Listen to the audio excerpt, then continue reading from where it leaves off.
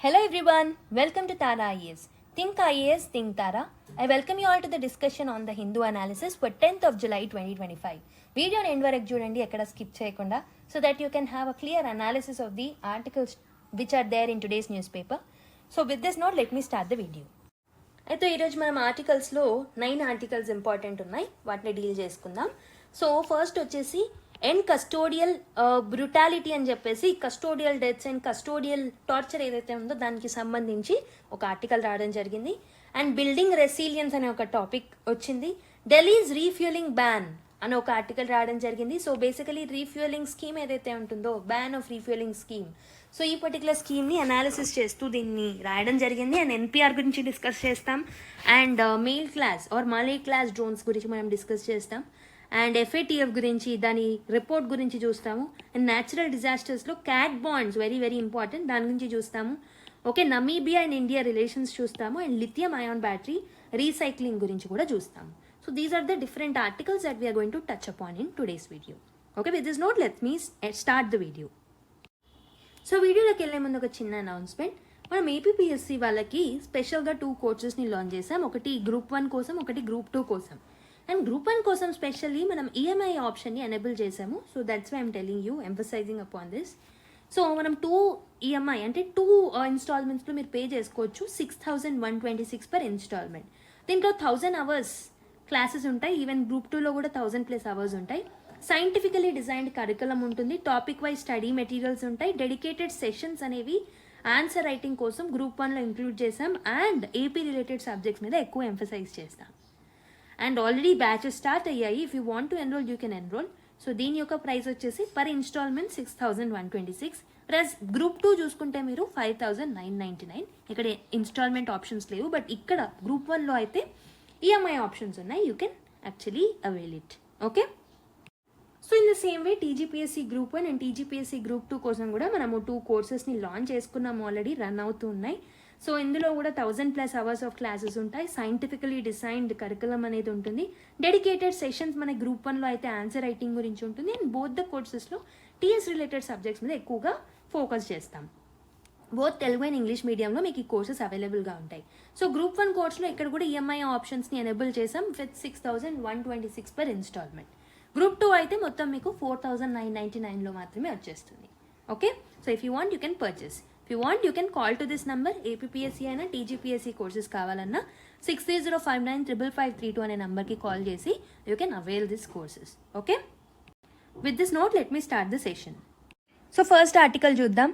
End custodial brutality, begin criminal justice reform అని చెప్పేసి ఒక ఆర్టికల్ రాయడం జరిగింది. ఎవరు రాశారు ఈ ఆర్టికల్ అని అంటే అప్సరా రెడ్డి గారు రాశారు. So she's the official spokesperson of all India Anna Dravida Munnetra Kazhagam. Okay, so ఈ పర్టికులర్ ఆర్టికల్ రాయడానికి ముఖ్య రీజన్ ఏంటంటే, what is the main reason అంటే, మనకు తెలుసు రీసెంట్గా మీరు న్యూస్లో చూసే ఉంటారు శివగంగా కస్టోడియల్ డెత్ అనేది it is in the news. Okay, so మనకేంటంటే ఈ మదురైలో ఉన్న ఒక గవర్నమెంట్ హాస్పిటల్, దాని పేరు Rajaji hospital, government Rajaji hospital చేసిన ఒక అటాప్సీ, ఒక పేషెంట్ మీద చేసిన అటాప్సీ ఏదైతే ఉంటుందో దాంట్లో కొన్ని హార్ష్ రియాలిటీస్ అనేవి బయటపడ్డాయి అనమాట. సో అజిత్ కుమార్ అనే ఒక టెంపుల్ సెక్యూరిటీ గార్డ్, ఇతను ఒక custodial police custody, so custodial డెత్కి గురయ్యారు. పోలీస్ కస్టడీలో ఇతను చనిపోవడం జరిగింది. సో ఇతనికి అటాప్సీ కండక్ట్ చేసినప్పుడు the report has revealed that 44 external injuries ఉన్నాయి అండ్ సెవరల్ ఇంటర్నల్ ఇంజురీస్ ఉన్నాయి in various parts of his body అని చెప్పేసి మనకి రివీల్ చేసింది డేటా. ఓకే, సో దాన్ని కాంటెక్స్ట్గా పెట్టుకుంటూ ఇక్కడ మనకి ఆథర్ ఏం రాశారు అని అంటే, కస్టోడియల్ బ్రుటాలిటీ ఇండియాలో ఎలా ఉంది, సో కస్టోడియల్ డెత్స్కి రీజన్ ఏంటి, అసలు పోలీసులు ఎవరైతే ఉంటారో వాళ్ళకి సెన్సిటైజేషన్ అవసరమా, ఎడ్యుకేషన్ అవసరమా, అసలు ఎందుకు అవసరం, అసలు ఎందుకు కస్టోడియల్ డెత్స్ అవుతున్నాయి, is there any need for the criminal justice reforms అని చెప్పేసి దీన్ని కూలంకుషంగా అనలైజ్ చేయడం జరిగిందనమాట. So this article mainly speaks about the custodial death of Ajith Kumar in Tamil Nadu and it also speak about certain broader issues like police brutality గురించి. Okay, ఈ custodial deaths గురించి. So దీంట్లో మనం ఎలాంటి రిఫార్మ్స్ తీసుకురావాలి, what are the urgent reforms that we need to bring in the police training. Okay, mental health support ఎలా ఇవ్వాలి పోలీసులకి, so that they will be అంటే పోలీస్లో చాలా ఓవర్లోడెడ్ ఉంటుంది వర్క్ అనేది, వాళ్ళకి వర్క్ లోడ్ ఎక్కువగా ఉంటుంది. సో ఆ mental health issues of police నుంచి వాళ్ళని ఎలా కాపాడగలుగుతాం, how we need to sensitise them. Okay, criminal జస్టిస్లో ఎలాంటి రిఫార్మ్స్ తీసుకురావాలి, అండ్ పోలీస్ యొక్క అకౌంటబిలిటీ మెకానిజమ్స్ని ఎలా సెటప్ చేయాలి, హ్యూమెన్ పోలీసింగ్ని ఎలా ప్రమోట్ చేయాలి అని చెప్పేసి ఇందులో కొన్ని సజెషన్స్ని దీన్ని ప్రొవైడ్ చేయడం జరిగింది. So this is very important for us. So let's understand it in more detail. So ముందుగా ఈ టాపిక్ అనేది ఎక్కడ మనకి హెల్ప్ఫుల్ అవుతుంది అని అంటే, సో మనకి జిఎస్ పేపర్ 2లో ఫండమెంటల్ రైట్స్, జిఎస్ 2లో ఫండమెంటల్ రైట్స్, సోషల్ జస్టిస్ అనే టాపిక్స్తో లింక్ చేసుకోవచ్చు. Functioning of law enforcement agencies అనేది కూడా మనకి ఇంపార్టెంట్ అవుతుంది. And it also directly link to human right issues. Okay, so ఈ పర్టికులర్ టాపిక్స్తో మీరు లింక్ చేసుకోవచ్చు ఈ ఆర్టికల్ని. సో కస్టోడియల్ డెత్ అంటే ఏంటో అనేది ఫస్ట్ చూసిన తర్వాత let's understand everything else in detail.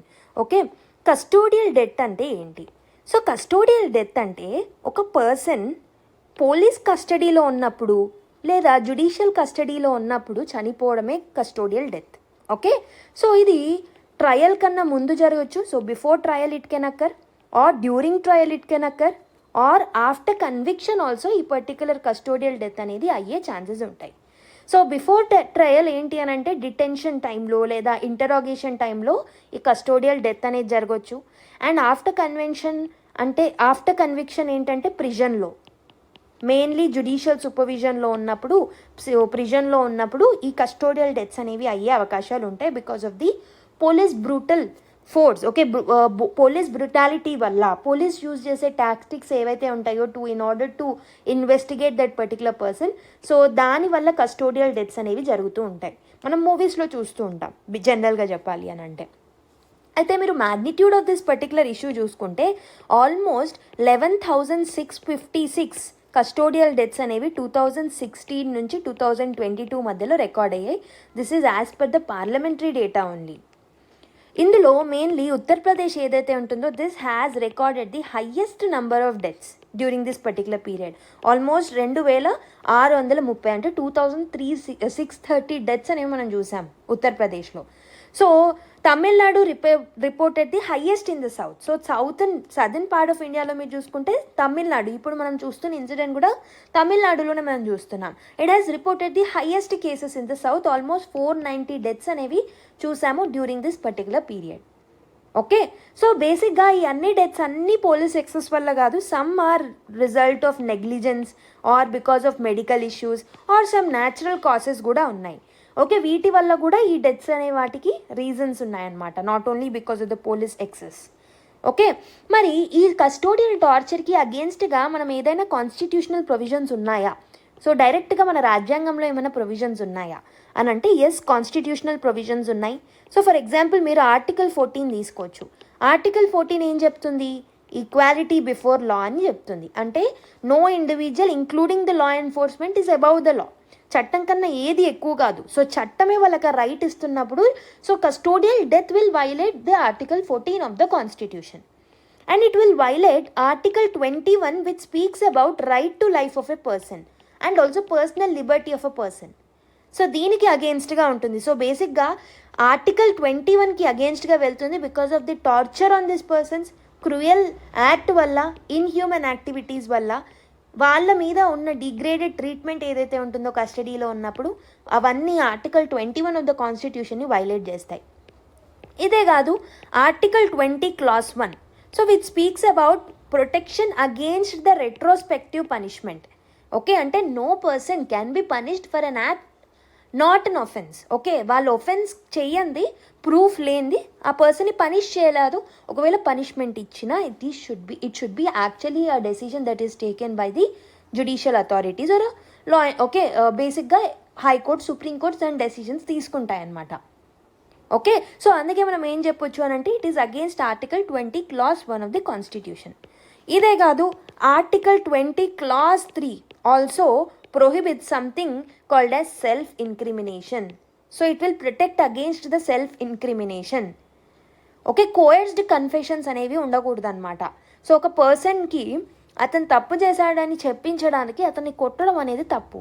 So simple టర్మ్స్లో చెప్పాలి అని అంటే article 23 clause 3 protects the person against the self incrimination, prohibits against the coerced confessions. ఇవన్నీ మనకి కాన్స్టిట్యూషనల్ ప్రొవిజన్స్. ఇవన్నీ మనకి ఏం చెప్తున్నాయి? కస్టోడియల్ డెత్ అనేది this is against article 14, article 21, article 20 clause 1 and article 20 clause 3. మరి నార్మల్గా అయితే మనకి కాన్స్టిట్యూషనల్ ప్రొవిజన్స్ ఉన్నాయి. These are generalistic in nature, బేసిక్గా మిగతా వాటికి కూడా వర్తిస్తాయి. మరి క్రిమినల్ లాస్లో క్రిమినల్ లా రిఫార్మ్స్ మనం ఏదైతే రీసెంట్గా తీసుకొచ్చామో like BNS, BNSS, BSA, Bharatiya Nagarik సురక్ష సంహిత, వీటిల్లో ఏమైనా ప్రొవిజన్స్ ఉన్నాయా డైరెక్ట్? ఎస్, మనం బిఎన్ఎస్లో తీసుకుంటే, భారతీయ న్యాయ సంహితలో తీసుకుంటే సెక్షన్ 120, ఈ పర్టికులర్ బిఎన్ఎస్ చట్టంలో సెక్షన్ 120 ఏం చెప్తుంది అని అంటే, ఈ పర్టికులర్ యాక్ట్ ఏదైతే ఉంటుందో, టార్చర్ అనే యాక్ట్ ఏదైతే ఉంటుందో, గ్రీవియస్ హర్ట్ అనే యాక్టివిటీ ఏదైతే ఉంటుందో, this is a criminal activity అని చెప్పేసి చెప్తుంది అనమాట. ఓకే, కన్ఫెషన్స్ అంటే ఇన్ఫర్మేషన్ మీరు పొందాలి అని అంటే that should not be through the means of violence అని చెప్పేసి చెప్తుంది. So it will criminalise that particular act according to BNS. And BNSS అంటే భారతీయ నాగరిక్ సురక్ష సంహిత ఏదైతే ఉంటుందో, దీంట్లో సెక్షన్ 35 ఏం చెప్తుంది అని అంటే, it will mandate that arrest be based on valid and recorded reasons only. ఖచ్చితంగా అరెస్ట్ చేసే ముందు వ్యాలిడ్ రీజన్స్ ఉండాలి, రికార్డెడ్ రీజన్స్ ఉండాలి. సో దీనికి ప్రాపర్ డ్యూ ప్రాసెస్ ఆఫ్ లాని ఫాలో చేయాలి అని చెప్పేసి చెప్తుంది BNSS. And also Bharatiya Sakshya Adhiniyam ఏం చెప్తుంది అని అంటే, దీంట్లో section 22 is speaking about it will invalidate the confessions which are obtained through threat, coercion, promise or inducement. అంటే ఫోర్స్ఫుల్గా ఓకే థ్రెట్ని, ఆ పర్సన్ మీద థ్రెట్ని వహిస్తూ ఓకే వైలెన్స్ని యూజ్ చేసి తీసుకున్న ఎవిడెన్స్ ఏదైతే ఉంటుందో that will not be valid అని చెప్పేసి బిఎస్ఏ కూడా చెప్తుంది అనమాట. ఇలా ఈ క్రిమినల్ లా రిఫార్మ్స్ ఏవైతే మేము తీసుకొచ్చామో, ముందుగా ఉన్న ఐపీసీ కావచ్చు, మిగతావి కావచ్చు, they are not supporting this custodial torture. Okay, so మనకు కాన్స్టిట్యూషనల్కి అగెయిన్స్ట్గానే ఉంది అండ్ లాస్కి కూడా అగెయిన్స్ట్గానే ఉంది. ఇదే కాదు, మనం ఇంటర్నేషనల్ లెవెల్లో కూడా లాట్ ఆఫ్ సేఫ్ గార్డ్స్ని మనం దీనికి అగెయిన్స్ట్గా తీసుకురావడం జరిగింది. సో ఇంటర్నేషనల్ కన్వెన్షన్స్ మీరు చూసుకుంటే first one is United Nation Charter and ICCPR. So ఇవేం చేస్తాయనంటే these will uphold the human dignity. Okay, so prisoners యొక్క ఫండమెంటల్ రైట్స్ గురించి మాట్లాడతాయి and India is a signatory to it. Okay, India దీంట్లో మెంబర్గా ఉంది కాబట్టి దీంట్లో ఉన్న ప్రిన్సిపల్స్ని మనం ఫాలో అవ్వడం ఇంపార్టెంట్. కానీ we are seeing the increase in number of this custodial deaths and custodial torture cases.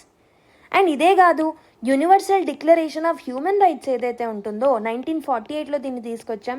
This will prohibit the torture, inhuman treatment ఉండకూడదు ఏ మనిషి మీద అయినా. ఓకే, సో ఇవన్నీ ఏంటంటే these are against the right to dignity of the individual, right to security of that particular individual అని చెప్పేసి ఈ particular UN declaration of human rights కూడా చెప్తుంది. ఓకే, సో మరి ఇన్ని చట్టాలు ఉన్నాయి, ఇవన్నీ ఉన్నాయి కదా, సో ఇవి ప్రాపర్గా ఇంప్లిమెంట్ అవ్వకపోవడం వల్లనే కదా మనకి కస్టోడియల్ డెత్స్ అనేవి పెరుగుతున్నాయి.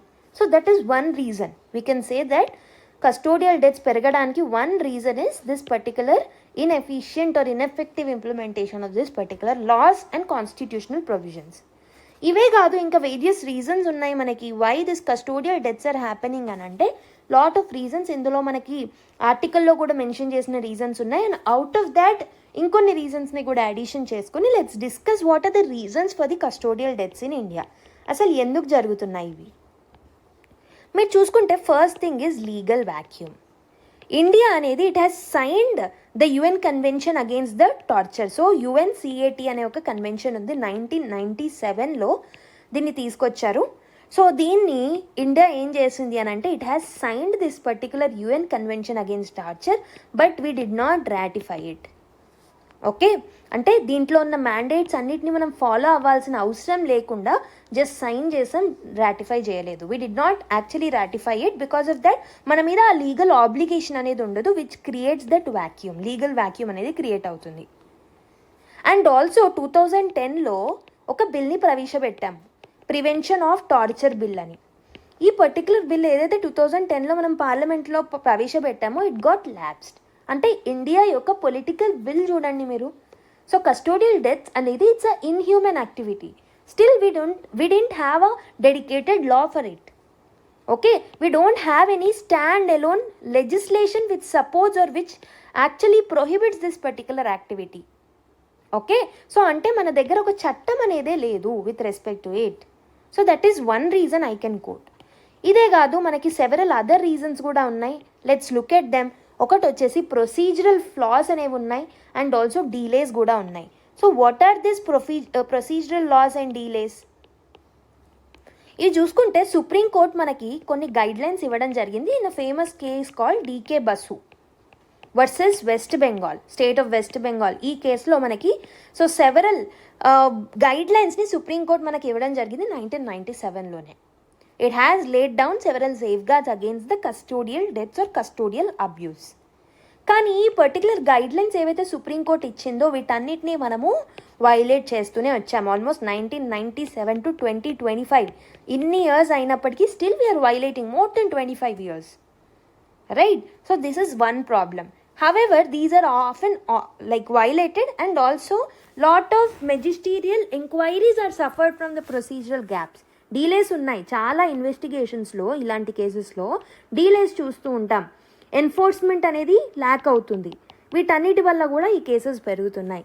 ఓకే, సో నెక్స్ట్ రీజన్ ఏంటి అనంటే అకౌంటబిలిటీ మెకానిజమ్స్ అనేవి కూడా ల్యాక్ అవుతున్నాయి. So there are lack of accountability mechanisms. So police investigate చేస్తారు when they are investigating their colleagues. So police ఇంకో పోలీస్ని ఇన్వెస్టిగేట్ చేసినప్పుడు లేదా వాళ్ళ కొలీగ్స్ని ఇన్వెస్టిగేట్ చేసినప్పుడు there can be a conflict of interest, ethical dilemma అనేది అరైజ్ అవుతుంది. అలాంటి టైంలో lot of the time police while investigating they are supporting the fellow colleagues అనమాట. ఓకే, సో అందుకే మనకు ఏమవుతుంది, అకౌంటబిలిటీ మెకానిజమ్స్ అనేవి ఎఫెక్టివ్గా ఇంప్లిమెంట్ అవ్వట్లేదు. And next reason is political interference.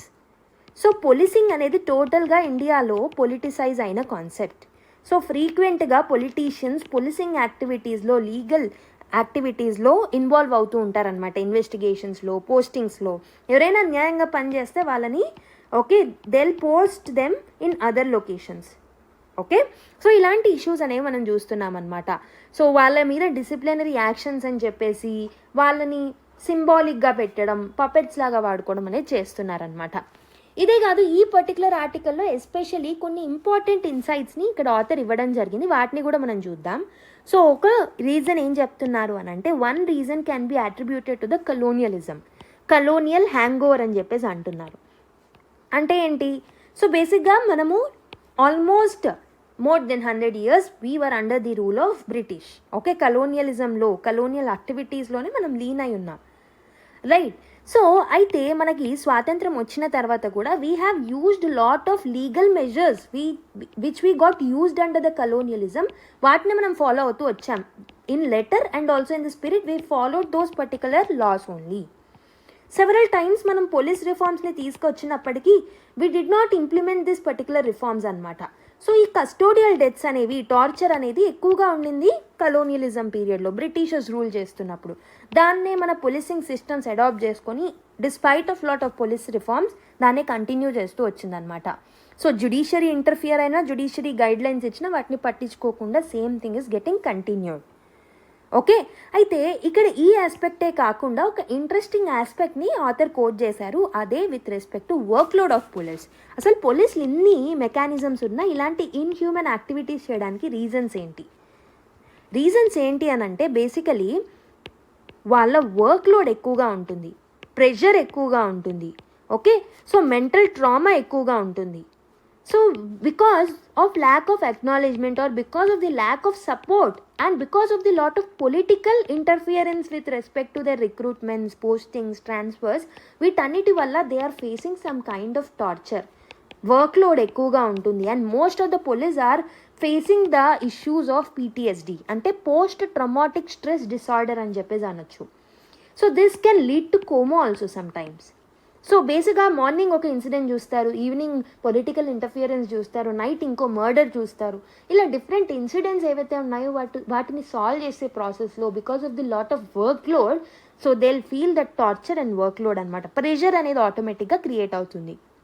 Okay, so అందుకే ఏంటంటే these kind of incidents are happening, these are also important reasons for it అని చెప్పేసి ఇక్కడ ఆథర్ మనకు చెప్పడం జరుగుతుందన్నమాట.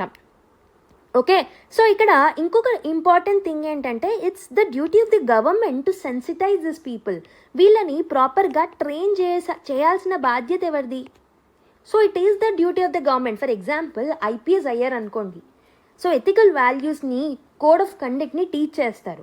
So higher officials of the police అంటే ఐపీఎస్ లాంటి కేటగిరీస్కి మీరు ట్రైనింగ్ని ప్రొవైడ్ చేస్తున్నప్పుడు, ఎథికల్ కోడ్స్ని ఇస్తున్నప్పుడు, why can't you give the same to these people who are in the lower ranks also?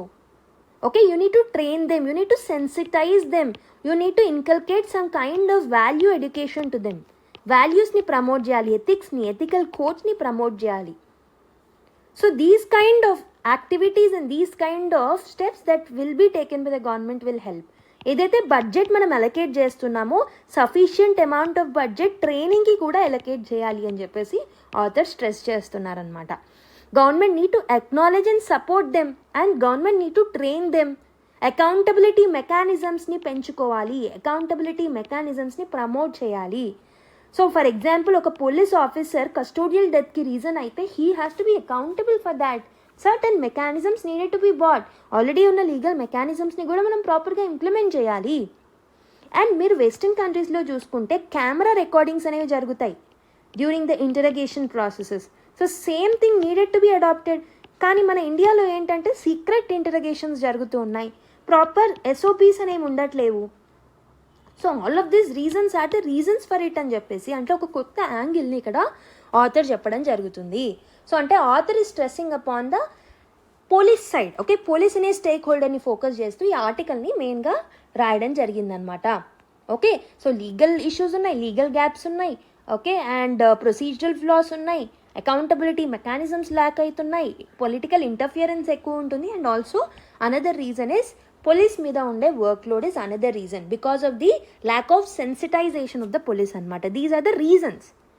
అయితే కొన్ని commissions, for example law commission కానివ్వండి, లేకపోతే if you take example of the judicial rulings like DK Basu కేసులోనే చూసుకోవచ్చు, లేకపోతే Ram Sagar Yadav case అని NHRC కూడా కొన్ని గైడ్ లైన్స్ ఇచ్చింది. వీళ్ళందరూ ఇచ్చిన దాని ప్రకారం ఏంటంటే మనకి కొన్ని రికమెండేషన్స్ ఇచ్చారు with respect to the custodial deaths. So మనం ఒక్కొక్కటిగా చూసుకుంటే లా కమిషన్ ఏం చెప్పింది అని అంటే in it's 273rd report in 2017 it has told that we need to ratify UN convention against torture ఏదైతే ఉంటుందో దీన్ని మనం సైన్ చేసాం కానీ రాటిఫై చేయలేదని చెప్పాను కదా. సో లా కమిషన్ ఈ రిపోర్ట్లో ఏం చెప్తుంది అని అంటే we need to ratify it, we need to submit the prevention of torture bill. So ఏదైతే మనం 2017లో ప్రివెన్షన్ ఆఫ్ టార్చర్ బిల్ని తీసుకురావాలనుకున్నామో దాన్ని మనం మళ్ళీ రీఇంట్రడ్యూస్ చేయాలి, we need to enforce it properly అని చెప్పేసి లా కమిషన్ చెప్తుందనమాట. Second thing is lot of judicial rulings ఉన్నాయి. ఒకటి DK Basu case, okay, that I have already told you, okay, which has issued certain guidelines with respect to the custodial deaths అనేవి ఉండకుండా ఉండడానికి. సో వాటిని మనం స్ట్రిక్ట్గా ఇంప్లిమెంట్ చేయాలి. State need to be liable to implement these particular guidelines. ఇదే కాదు మనకి రామ్ సాగర్ యాదవ్ కేస్ అనేది కూడా ఉంటుంది. So this has shifted the burden of proof to the accused officer. So ఇలాంటి ఇష్యూస్ అండ్ ఇలాంటి స్టెప్స్ని కూడా తీసుకుందనమాట judiciary to shift that particular burden of proof to accused officer. And ఇంకొకటి ఏంటంటే నంబి నారాయణ్ కేస్ అనేది జరిగింది. This is the latest one in 2018. So this has highlighted the psychological damage from the wrongful custody. So custody అనేది ప్రాపర్గా లేకపోవడం వల్ల ఎంత psychological impact ఉంటుంది ఆ పర్టికులర్ పర్సన్ మీద. ఓకే, కంపెన్సేషన్ని స్ట్రెస్ చేస్తుంది ఇది. Okay, it is stressing the compensation. So ఇవన్నీ ఇష్యూస్ని ఇవన్నిటిని డీల్ చేస్తూ జ్యుడిషియరీ లాట్ ఆఫ్ జడ్జ్మెంట్స్ని ఇవ్వడం కూడా మనం చూసాం. ఇదే కాదు మనకి నేషనల్ హ్యూమన్ రైట్ కమిషన్స్ కూడా కొన్ని గైడ్ లైన్స్ ఇచ్చిందనమాట. So it has mandated the reporting of custodial deaths within 24 hours. ఎవరైనా చనిపోతే విత్ ఇన్ 24 hours ఇన్ఫార్మ్ చేయాల్సిన అవసరం ఉంటుంది. అండ్ ఆల్సో ఈ పర్టికులర్ ఇన్ఫర్మేషన్ అనేది ప్రాపర్గా అందకపోతే this will suppress the actual facts that are there with respect to it అని చెప్పేసి ఎన్హెచ్ఆర్సీ కూడా సెవెరల్ రికమెండేషన్స్ ఇచ్చిందనమాట. ఓకే, సో ఇవన్నీ మ్యాండేటరీగా మీరు ఆన్సర్స్లో మెన్షన్ చేసినట్టయితే this will add value to your answers. And ఇదే కాదు we can suggest some way forwards. ఏం చేయొచ్చు అని అంటే ఫస్ట్ థింగ్ ఒక స్టాండ్ ఎలోన్ యాంటీ కస్టోడియల్ లాని తీసుకురావాలి. ఏదైతే మనం అప్పుడు ల్యాప్స్ అయ్యిందో 2017లో అలాంటి ఒక చట్టాన్ని మనం తీసుకురావాలి. సో ఇందులో సీసీటీవీ సర్వేలెన్స్ ఉండాలి అని చెప్పాలి, ఇండిపెండెంట్ ఇన్వెస్టిగేషన్స్ గురించి కొన్ని ఫీచర్స్ని యాడ్ చేయాలి, సివిలియన్ ఓవర్సైట్ గురించి కొన్ని ఫీచర్స్ని అలొకేట్ చేయాలన్నమాట ఈ చట్టంలో. అండ్ ఆల్సో 5% మనము పోలీస్ బడ్జెట్కి ఇవ్వాలి. మెయిన్లీ పోలీస్ బడ్జెట్ దేనికి?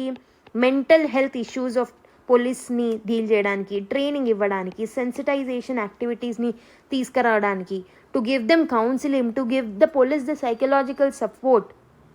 ఓకే. అండ్ ఇంకొకటి ఏంటంటే పోలీస్ ట్రైనింగ్ కరికులంని మనం రిఫార్మ్ చేయాల్సిన అవసరం అయితే ఉంటుంది. ఈ కరికులంలో మనము ఎథికల్ కండక్ట్ని, హ్యూమన్ రైట్ యాక్టివిటీస్ని, ఓకే, ఎథికల్ పోలీసింగ్ని, ఫ్రెండ్లీ పోలీసింగ్ మెథడ్స్ని, వీటన్నిటిని ఇంక్లూడ్ చేస్తూ ఈ పర్టిక్యులర్ పోలీస్ ట్రైనింగ్ కరికులంని మనం రిఫార్మ్ చేయాల్సిన అవసరం అయితే ఉంది, అమెండ్మెంట్స్ తీసుకురావాల్సిన అవసరం అయితే ఉంది.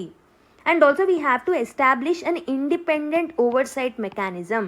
అంటే ఒక ఇండిపెండెంట్ పోలీస్ కంప్లైంట్ అథారిటీని మనం సెటప్ చేయాలి, which will strengthen the enquiry process with respect to the custodial death. Enquiry ప్రాసెస్ని స్ట్రెంగ్థెన్ అప్ చేసే మేనేజ్ చేసే ఏదైతే బాడీ కావాలో అలాంటి బాడీని మనం సెటప్ చేయాలి. Okay, we need to actually sensitise police for the culture of empathy లాంటి వాటిని ప్రమోట్ చేయాలి, సర్వీస్ ఓరియంటెడ్నెస్ని వాళ్ళలో ప్రమోట్ చేయాలి. We have to basically sensitize the police అనమాట. So we have to shift the institutional values. Deterrence and fear అనే ఒక image ఏదైతే మనకు పోలీస్ అనగానే క్రియేట్ అవుతుందో that needed to be converted to service. Police అనగానే సర్వీస్, పోలీస్ అనగానే accountability, police అనగానే రిస్ట్రెయింట్ మనకు గుర్తుకు రావాలి from the image that we have till now. Okay, so ఈ custodial deaths వల్ల, because of this image that is created, so lot of times lot of issues and cases అనేవి unreported అయిపోతున్నాయి. Report అనేది కూడా చేయట్లేదు అనమాట, భయపడుతున్నారు. So it is creating a sense of fear in the civilians. Okay, so this is about the custodial deaths that is beautifully articulated by the author in the article. So ఇప్పుడు ఒక question మీకు ఇస్తాను, please try to solve it. So, discuss the need for a standalone anti-custodial torture law in India. How would such a law improve enforcement of the fundamental rights and strengthen the institutional accountability? So, basically, ఇక్కడ ఏం అడుగుతున్నారు? You need to discuss the need of the standalone anti custodial torture law. ఒక stand alone చట్టాన్ని తీసుకురావాలని చెప్పాను కదా. So first అసలు అది ఎందుకు అవసరం అనేది మనం రాయాలి. సో దాంట్లో మీరు కస్టోడియల్ డెత్స్కి సంబంధించిన డేటాని కోడ్ చేయొచ్చు. ఓకే, సో టార్చర్ కన్వెన్షన్కి మనకి అగేన్స్ట్ మనం వెళ్ళట్లేదు, like we do not ratify it. First we need to ratify it and we need to have certain laws. Okay, ఒక ప్రాపర్ చట్టం అనేది లేదు కాబట్టి stand alone anti custodial torture law అనేది important అని చెప్తూ మనం కొన్ని పాయింట్స్ రాయాలి.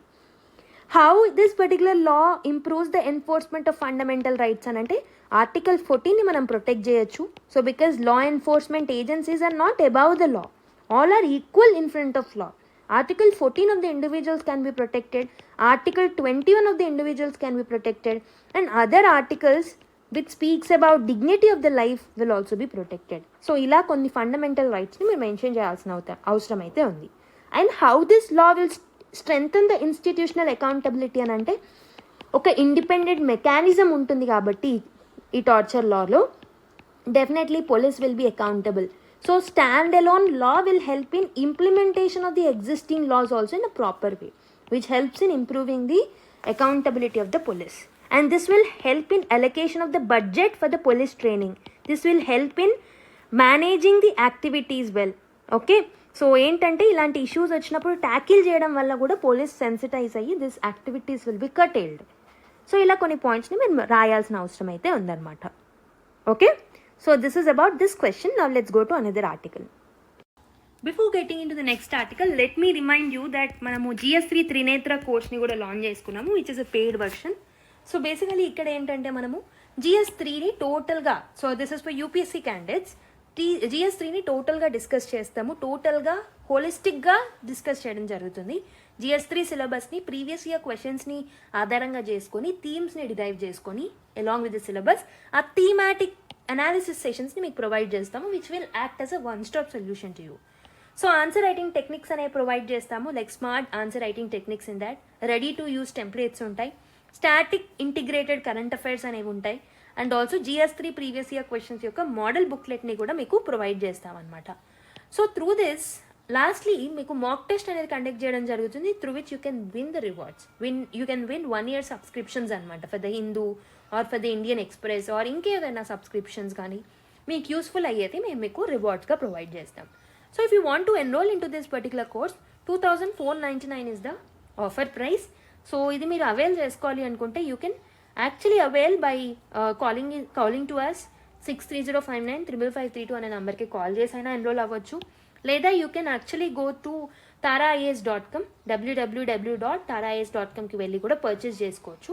So classes will be dwelt by me, my name is Vaishnavi and Venkat sir. Okay, if you want you can purchase it. Okay, so next article చూద్దాం. Building resilience అని bricks summit గురించి రావడం జరిగిందనమాట. సో మనం ఆల్రెడీ న్యూస్లో చూసుంటే 17th bricks summit అనేది రీసెంట్గా జరిగింది బ్రెజిల్లో. రియో డిక్లరేషన్ అనేది కూడా తీసుకొచ్చారు, which is basically focusing on the unity of the members who are there in the BRICS in order to cement the relation between them and amongst them. Okay, so ప్రస్తుతం మనం global లెవెల్లో lot of geo political tensions, political realignments, power struggles అనేవి చూస్తున్నాం. ఈ particular concern, ఈ particular స్టేజ్లో so there should be unity among the BRICS అని చెప్పేసి ఫోకస్ చేస్తూ ఈ ఆర్టికల్ని రాయడం జరిగిందనమాట. ఇది మనకు GS పేపర్ 2లో bilateral, regional and global groupings అనే టాపిక్స్తో మనం లింక్ చేసుకోవచ్చు. So how the groupings will effect India's interest అనే దాంతో మనం లింక్ చేసుకోవచ్చు ఇంటర్నేషనల్ రిలేషన్స్ టాపిక్లో. Okay, so let's understand this particular topic in more detail. So let's start the discussion. So మీరు last time నా అనాలిసిస్ చూస్తే కూడా 2001లో మనం ఏంటంటే బ్రిక్ని తీసుకొచ్చాం. We have come up with the grouping called as brick అనే గ్రూపింగ్ని తీసుకొచ్చామన్నమాట. So brick అంటే ఏంటి? Brazil, Russia, China and India. Okay, so this was the term that was first coined in 2001 by economist Jim. Economist Jim has coined this particular term అనమాట. Okay, so మరి first brick summit అనేది ఎక్కడ జరిగింది? మనకి first brick summit అనేది రష్యాలో జరిగింది, at ఎకాటెరిన్బర్గ్ అనే ఏరియాలో మనకి ఫస్ట్ బ్రిక్స్ సమిట్ అనేది జరిగిందనమాట. ఈ పర్టికులర్ బ్రిక్ అనే ఐడియాని ఇచ్చింది ఎవరు అని అంటే it was given by gym O'Neill. He is the economist. Okay, he is the economist of Goldman Sachs. He has termed all of these BRIC countries as a emerging economies అని చెప్పేసి చెప్పడం జరిగింది. అక్కడి నుంచి మనకి ఈ పర్టికులర్ టర్మ్ అనేది coin అయిందనమాట. సో ఫస్ట్ బ్రిక్స్ సమిట్ వచ్చేసి ఎకాటెరిన్బర్గ్ రష్యాలో జరిగింది 2009లో. అయితే 2010 డిసెంబర్ ఆ టైంలో మీరు చూసుకుంటే so BRICS has turned in to BRICS అనమాట with the addition of the South Africa. 2014లో ఫార్టలెజా సమిట్ అనేది జరిగింది. ఈ పర్టికులర్ 2014లో జరిగిన ఈ ఫార్టలెజా సమిట్ ఏదైతే ఉంటుందో దీంట్లో మనం ఏం చేసామనంటే New Development Bank and contingency reserve అరేంజ్మెంట్స్ని తీసుకొచ్చాం. ఇవి రెండు ఏంటంటే వరల్డ్ బ్యాంక్ని IMF చేసే యాక్టివిటీస్ని కౌంటర్ చేస్తాయి. So these are western dominated కాబట్టి వాటికి కౌంటర్గా మనము వీటిని తీసుకొచ్చాం, which are dominated by our countries who are the part of Global south. Okay, so మరి 2023లో బ్రిక్స్ ఎక్స్పాన్షన్ అనేది జరిగింది జోహానస్బర్గ్ సమిట్లో. సో 6 న్యూ ఇన్వైటీస్ని మనం తీసుకొచ్చాం. So for example Argentina, okay, Egypt, Ethiopia, Iran, Saudi Arabia, UAE. However Argentina join అవ్వలేదు because of the regime change over there. So ఆ టైంలో పొలిటికల్ రెజీమ్ చేంజ్ అనేది అర్జెంటీనా చూసింది కాబట్టి because of that they did not join in to that particular grouping. Okay, and also Saudi Arabia was also hesitant to join అనమాట. So ఇప్పుడు మనకి ఏంటంటే Saudi Arabia and Argentina are not the members of it. Okay, ఇప్పుడు మనకు only Egypt, Ethiopia, Iran and UAE are the part of this particular grouping. Okay, next ఏంటంటే రీసెంట్గా జరిగిన 2025 summit, ఈ బ్రెజిల్లో జరిగిన సమ్మిట్లో ఇండోనేషియా కూడా ఈ గ్రూపింగ్లోకి యాడ్ అయిందనమాట. సో ఇప్పుడు అఫీషియల్ మెంబర్స్ ఎవరెవరు ఉన్నారు? ఒరిజినల్గా ఉన్న బ్రిక్ కంట్రీస్ ఉన్నాయి, తర్వాత అయిన సౌత్ ఆఫ్రికా ఉంది, తర్వాత మనకి ఈ Egypt, Ethiopia and Iran, next UAE, రీసెంట్గా జాయిన్ అయిన ఇండోనేషియా, ఇవన్నీ ప్రస్తుతం మెంబర్స్ అయి ఉన్నాయన్నమాట. Okay, so these are the members. అయితే ఇప్పుడు మనం ఏం చేద్దాము అంటే let's see what is the significance of BRICS to India. అసలు బ్రిక్స్ వల్ల ఇండియాకి ఎలాంటి లాభం ఉంటుంది. Okay, significance of BRICS to India. So first thing ఏంటంటే ఇందులో, so it can be a part of Global South. BRICS అనేది ఒక ఎమర్జింగ్ ఎకానమీస్కి సంబంధించిన group. So BRICS will have a potential of being an alternative to the western dominated institutions. For example నేను ఇంతకుముందు చెప్పినట్టు IMFకి, world బ్యాంక్కి, UNSA లాంటి ఇనిషియేటివ్స్కి అగేన్స్ట్గా and also ఒక కాంపిటేటర్గా ఎమర్జ్ అవ్వచ్చు. So this almost represents half of the global population. So basically బ్రిక్స్లోనే మనకి half of the global population ఉంటుంది and it represents 40% of the global GDP, which is the quarter of the global trade, right? So కాబట్టి ఈ emerging నేషన్స్కి it can become a leader. India can become a leader of the global South. It represents the global South. Second thing ఏంటంటే strategic autonomy అనేది ఉంటుంది.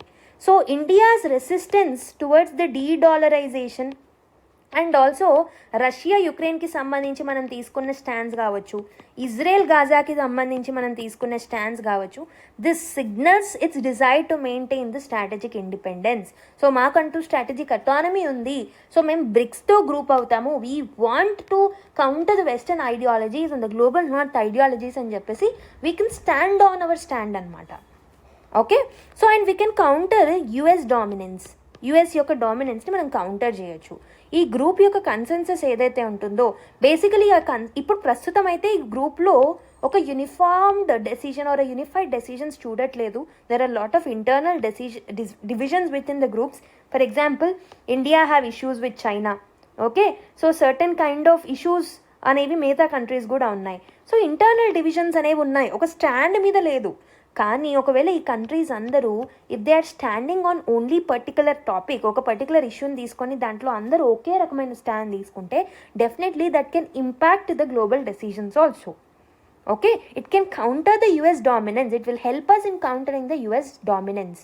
So this will help us in bringing the reforms in the global governance structure. For example, ఇక్కడ మనకి ఆ internal divisions ఉంటున్నాయని చెప్పడానికి నేను ఒక example చెప్తాను. For example, take example of United Nations Security Council. United Nations Security కౌన్సిల్లో India want to become a member. But United nation Security కౌన్సిల్లో permanent member అయిన చైనాకి వీటో పవర్ ఉండడం వల్ల it is opposing India's entry. Okay, whereas Brazil is supporting it.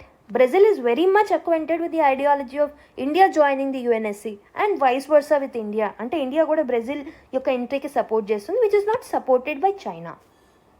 Okay, so ఇలా internal divisions ఉన్నాయి.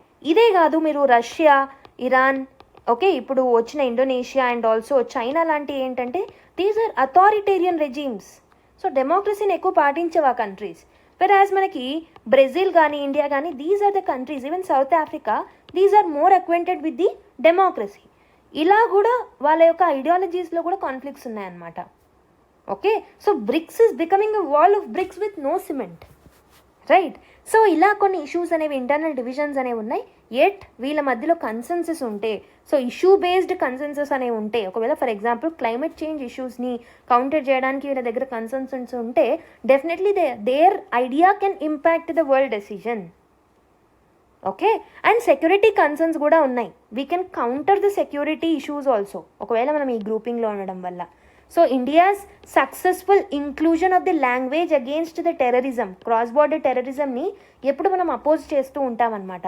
For example Pahalgam terror attack గురించి almost అన్ని countries accept చేశాయి ఈ పర్టికులర్ గ్రూపింగ్స్లో. This illustrates the effective diplomacy అనమాట. అంటే మనము దీన్ని ఒక డిప్లొమాటిక్ టూల్గా వాడుకోవచ్చు బ్రిక్స్ని.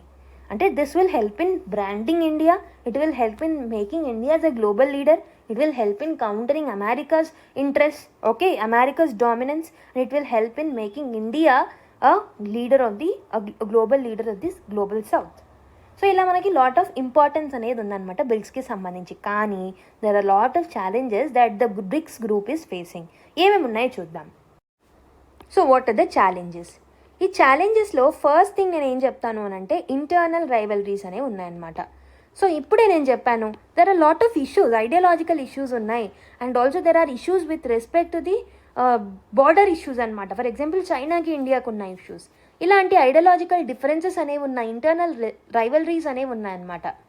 డీడాలరైజేషన్ని తీసుకురావాలనుకుంటున్నారు, బట్ ప్రాపర్ కన్సెన్సస్ అనేది లేదు మెంబర్ కంట్రీస్లో. This is one problem. And ఇంకొకటి ఏంటంటే this is anti west rhetoric. So Brazil కానీ రష్యా కానీ సో వీళ్ళు ఏంటంటే these are having an aggressive stance against USA. కానీ ఇండియా యొక్క foreign policy will have a neutral stance with USA, right? So ఇలాంటి ideological clashes ఉన్నాయి. Even China will counter totally USA. Okay, aggressive స్టాన్సే ఉంటుంది even రష్యాకి, but ఇండియాకి లేదు. India want to maintain that relation with USA. మనం Quad గ్రూపింగ్లో ఉన్నాం. USA యొక్క ఓకే ఐడియాలజీ అండ్ సపోర్ట్ మనకు అవసరం to counter China's influence in the Pacific Ocean and also Indian Ocean places. Okay, so ఇంకొకటి ఏంటంటే there is an expansion in the ambiguities. So for example Egypt, Ethiopia, Iran లాంటి countries ఏంటంటే దీంట్లో join అయ్యాయి కదా. This raises concerns about the cohesion. ఇంతమంది join అవ్వడం వల్ల కొహేషన్ ఉంటుందా, యూనిటీ ఉంటుందా, ఆబ్జెక్టివ్స్ అనేవి షేర్ అవుతాయా, ఇంటర్నల్ డివిజన్స్ అనేవి ఇంకా ఎక్స్పాండ్ అవుతాయా అనే ఒక డౌట్ కూడా, అంబిగ్విటీస్ కూడా ఉన్నాయన్నమాట. ట్రేడ్ ఫ్రిక్షన్స్ అనేవి ఉన్నాయి because of the rise in tariffs. Anti west sentiments ఉన్నప్పుడల్లా మనకి టారిఫ్ ఇష్యూస్ అనేవి వస్తూ ఉంటాయి. సో మనకి అమెరికా ఫస్ట్ పాలసీ అనేది ట్రంప్ తీసుకొచ్చిన తర్వాత లాట్ ఆఫ్ టారిఫ్ వార్స్ అనేవి పెరిగాయి between the countries, even with India. Okay, so ఇలాంటి హర్డల్స్ ఉన్నాయి which impacts the India's trade diplomacy. So ఇలాంటి ఇష్యూస్ అనేవి with respect to BRICS India face చేస్తుంది. మరి ఏం చేస్తే బాగుంటుంది? What needed to be done by India or other countries?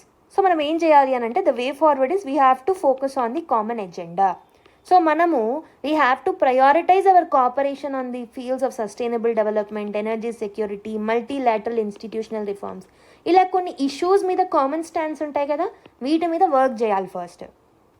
Next one is we have to focus on the strategic balancing with respect to India. అటు western పవర్స్ని, ఇటు bricks నేషన్స్ని, వీటి రెండింటిని ప్రాపర్గా బ్యాలెన్స్ చేస్తూ స్ట్రాటజిక్ అటానమీని మనం మెయింటైన్ చేయాలి. Okay, we have to constructively have a balance division with respect to both the sides. Institutional reforms తీసుకురావాలి. So global institutions like UNSC, WTO and also WHO ఇలాంటి వాటిని మనము ప్రాపర్గా రిఫార్మ్స్ తీసుకురావాలని కోరుతూ ఉండాలి. We have to put stress and pressure on the western dominated nations. ఇంకొకటి ఏంటంటే బ్రిక్స్ ప్లస్ సినర్జీ అనేది మనం తీసుకురావాలి. న్యూ మెంబర్స్ ఎవరైతే జాయిన్ అయ్యారో, ఇథియోపియా కానీ, ఇరాన్ కానీ, యుఏఈ కానీ, ఓకే రీసెంట్గా జాయిన్ అయిన ఇండోనేషియా కానీ, ఈ నేషన్స్ అన్నీ కూడా so they must align with the foundational values and the foundational ideologies of the BRICS. So that మనకి ఫర్దర్ ఫ్రాగ్మెంటేషన్ ఉండొద్దు, ఇన్నర్ కాన్ఫ్లిక్ట్స్ ఏవైతే ఉన్నాయో అవి పెరగకుండా ఉండడాన్ని మనము చూసుకోవాలన్నమాట. So this should not dilute the purpose of the BRICS. Okay, this should be the way forward అనమాట. Okay, now let's go to another article. So next article చూద్దాం. Delhi's refuelling ban, simple policy but imprecise అని చెప్పేసి ఒక article రావడం జరిగింది. అసలు ఏంటి ఈ ఆర్టికల్ దేని గురించి మాట్లాడుతుంది అని అంటే, so what is the context of the news? మీ న్యూస్లో చూసే ఉంటారు, లేకపోతే if you see the reels or anything you might have seen this particular news. So ఢిల్లీలో ఫ్యూయల్ డినేయల్ పాలసీని తీసుకొచ్చారు. ఓకే, మనకు తెలుసు ఎయిర్ పొల్యూషన్ అనగానే మన ఇండియాలో మనకు గుర్తొచ్చే ప్రాంతం న్యూఢిల్లీ, అవునా? సో ఈ ఢిల్లీ ప్రాంతాలలో పొల్యూషన్ని కంట్రోల్ చేయడానికి, పొల్యూషన్కి రిలేటెడ్ ఉన్న ప్రాబ్లమ్స్ని డీల్ చేయడానికి ఫ్యూయల్ డినేయల్ పాలసీని మనం తీసుకొచ్చామన్నమాట. ఓకే, కానీ ఈ పర్టికులర్ పాలసీలో కొన్ని లూప్ హోల్స్ ఉన్నాయి, ఇంప్లిమెంటేషన్ గ్యాప్స్ కూడా ఉంటాయి. సో అవేంటో దాన్ని అనలైజ్ చేసి ఆర్టికల్ రాయడం జరిగింది. అసలు ఈ ఫ్యూయల్ రీఫ్యూలింగ్ డినేయల్ పాలసీ ఏంటి? What is this policy all about? So July 1 నాడు 2025గా రీసెంట్గా దీన్ని మనం లాంచ్ చేశాము. సో మనం ఏం చేస్తాము అని అంటే ఈ పర్టికులర్ స్కీమ్ కింద వెహికల్స్ ఏవైతే ఉంటాయో 15 years కన్నా ఓల్డ్ ఉన్న వెహికల్స్, ఓకే డీజిల్ వెహికల్స్ ఏవైతే ఉంటాయో 10 years కన్నా ఓల్డ్ ఉన్న వెహికల్స్, ఈ 2 రకాల వెహికల్స్ని మనము సిటీ పెట్రోల్ స్టేషన్స్కి వెహికల్స్ వెళ్ళినప్పుడు త్రూ ఏఎన్పిఆర్ అంటే ఏంటి? ఆటోమేటిక్ నంబర్ ప్లేట్ రికగ్నిషన్ ద్వారా ఒక 500 పెట్రోల్ స్టేషన్స్లలో వీటిని ఫిట్ చేశారనమాట, ఎక్విప్ చేశారు. So 500 petrol stations were equipped with this automatic number plate recognition. ఈ పర్టికులర్ వెహికల్స్ యొక్క నంబర్ ప్లేట్ని ఆధారంగా చేసుకొని ఇవి 15 years లేకపోతే 10 years ఓల్డ్ అనేది చూసి వాళ్ళకి ఫ్యూయల్ అనేది డీనే చేస్తారు. అంతకన్నా ఓల్డ్ ఉంటే ఆ పర్టికులర్ వెహికల్స్కి ఫ్యూయల్ ఇవ్వడం అనేది డీనే చేస్తారనమాట.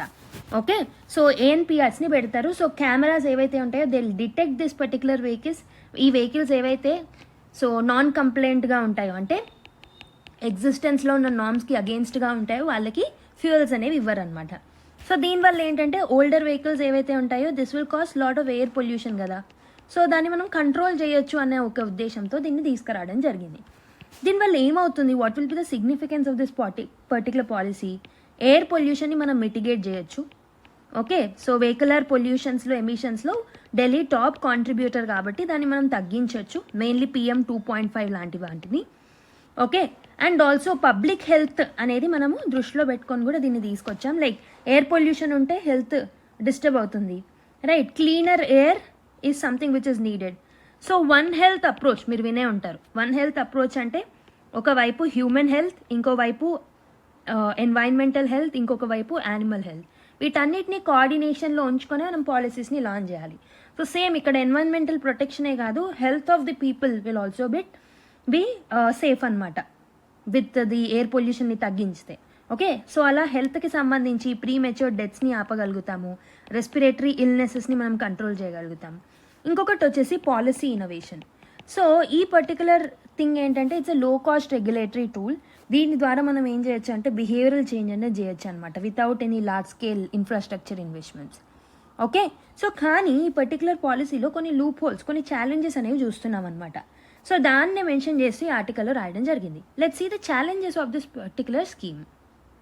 సో ఏం ఛాలెంజెస్ ఉంటాయంటే, ఫస్ట్ థింగ్ ఇంప్లిమెంటేషన్ గ్యాప్ అనేది చూడొస్తాం. సో ఇంప్లిమెంటేషన్ గ్యాప్ అంటే ఏంటి? ఈ ANPR సిస్టమ్, ఈ automatic number plate recognition systems ఏవైతే మనం ఇన్స్టాల్ చేస్తామో, so they are often inaccurate. ఒక్కొక్కసారి అవి అక్యురేట్ ఇన్ఫర్మేషన్ చూపెట్టవన్నమాట. ఓకే, సో కొన్ని వెహికల్స్ ఏంటంటే వాటికి ఉన్న నంబర్ ప్లేట్స్ ప్రాపర్గా రీడబుల్గా ఉండవు. ఓకే, దాని మీద ఉన్న నంబర్స్ కానీ అవన్నీ ప్రాపర్గా కనిపించవు అనమాట. ఓకే, సో బేసిక్గా ఇంకొకటి ఏంటంటే ఫ్యూయల్ స్టేషన్ స్టాఫ్ ఎవరైతే ఉంటారో వాళ్ళకు కూడా ప్రాపర్గా ట్రైనింగ్ ఇవ్వలేదు. సో ఇలా ట్రైనింగ్ ఇవ్వకపోవడం, నంబర్ ప్లేట్స్ రికగ్నైజ్ చేయకపోవడం అనేది it will create lot of implementation gaps. ఇంకొకటి ఏంటంటే ఎన్ఫోర్స్మెంట్ లూప్ హోల్స్ చూస్తాం. సో వెహికల్ బ్లాక్ లిస్ట్ అనేది లేదు. So there is no integrated vehicles blacklist. Okay, బేసిక్గా ఈ బ్లాక్ లిస్ట్ని తయారు చేసి across all agencies of the government దాన్ని షేర్ చేస్తేనేమో అది ప్రాపర్గా ఇంప్లిమెంట్ అవుతుంది. ఓకే, కాకపోతే ఈ బ్లాక్ లిస్ట్ అనేది లేదనమాట ప్రాపర్గా. సో దానివల్ల ఏమవుతుంది, ఎవరైతే violators of this particular guide lines ఎవరైతే వైలేట్ చేస్తున్నారో వాళ్ళకు కూడా రీఫ్యూయల్ చేసుకునే ఛాన్సెస్ అనేవి ఉంటాయి. సో ఈ స్కీమ్ పెట్టి లాభం అనేది ఉండదన్నమాట. థర్డ్ థింగ్ ఏంటంటే అక్యురేట్ డేటా లేదు.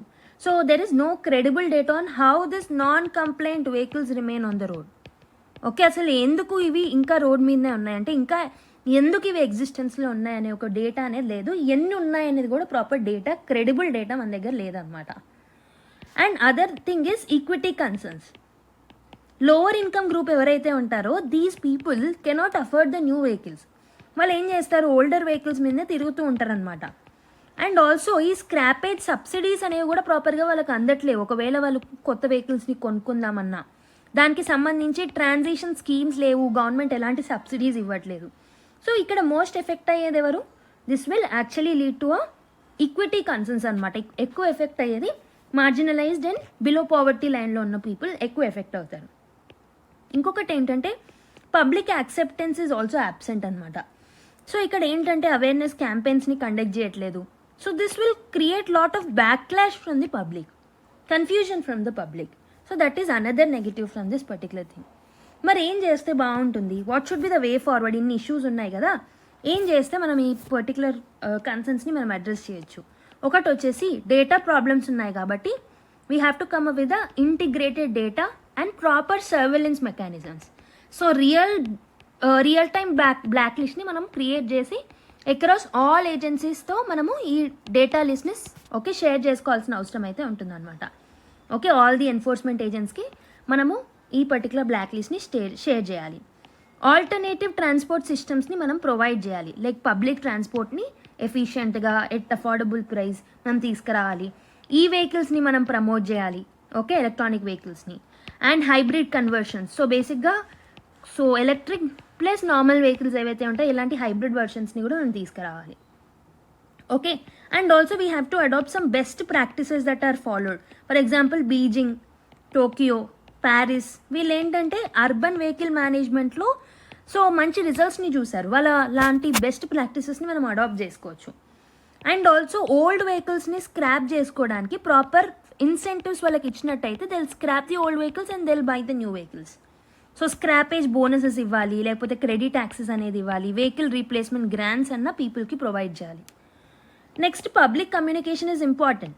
సో దీనికి సంబంధించి పబ్లిక్ అవేర్నెస్ అనేది ఇంపార్టెంట్ అనమాట. అవేర్నెస్ క్రియేట్ చేయాలి, అవేర్నెస్ డ్రైవ్స్ని తీసుకురావాలి, గ్రీవియన్స్ రెడ్రెసల్ ప్లాట్ఫామ్స్ని తీసుకురావాలి. దీంతోపాటు institutional support is also very important. Okay, ఒక జాయింట్ ఎన్ఫోర్స్మెంట్ టాస్క్ ఫోర్స్ని మనం క్రియేట్ చేసేసి ఢిల్లీ ప్లస్ ఎన్సీఆర్ టౌన్స్ అన్నిటిని దాంట్లో ఇంక్లూడ్ చేసేసుకొని సో వాళ్ళ జ్యూరిస్డిక్షన్లోకి వచ్చేలాగా ఆ ఎన్ఫోర్స్మెంట్ ఏజెన్సీయే అన్ని ట్రాక్ చేయాల్సిన అవసరం అయితే ఉంటుందన్నమాట. ఎమిషన్స్ ట్రాకింగ్ని తీసుకురావాలి, డెవలప్ చేసుకోవాలి. ఓకే, ఇలా మనము కొన్ని చేంజెస్ తీసుకొస్తే దాన్ని ప్రాపర్గా మనం ఇంప్లిమెంట్ చేయొచ్చు. Okay, so now let's go to another news. So next article, Center is yet to decide on updating NPR along with Census 2027 says officials అని ఒక చిన్న ఆర్టికల్ రావడం జరిగింది. సో దాని కాంటెక్స్లో పెట్టుకొని let's see what is this national population register, అసలు ఏంటి ఇది అనేది చూద్దాం. సో ఏంటంటే ఇది ఒక డేటాబేస్ అనమాట. సో దీంట్లో డేటాబేస్ అనేది ఉంటుంది.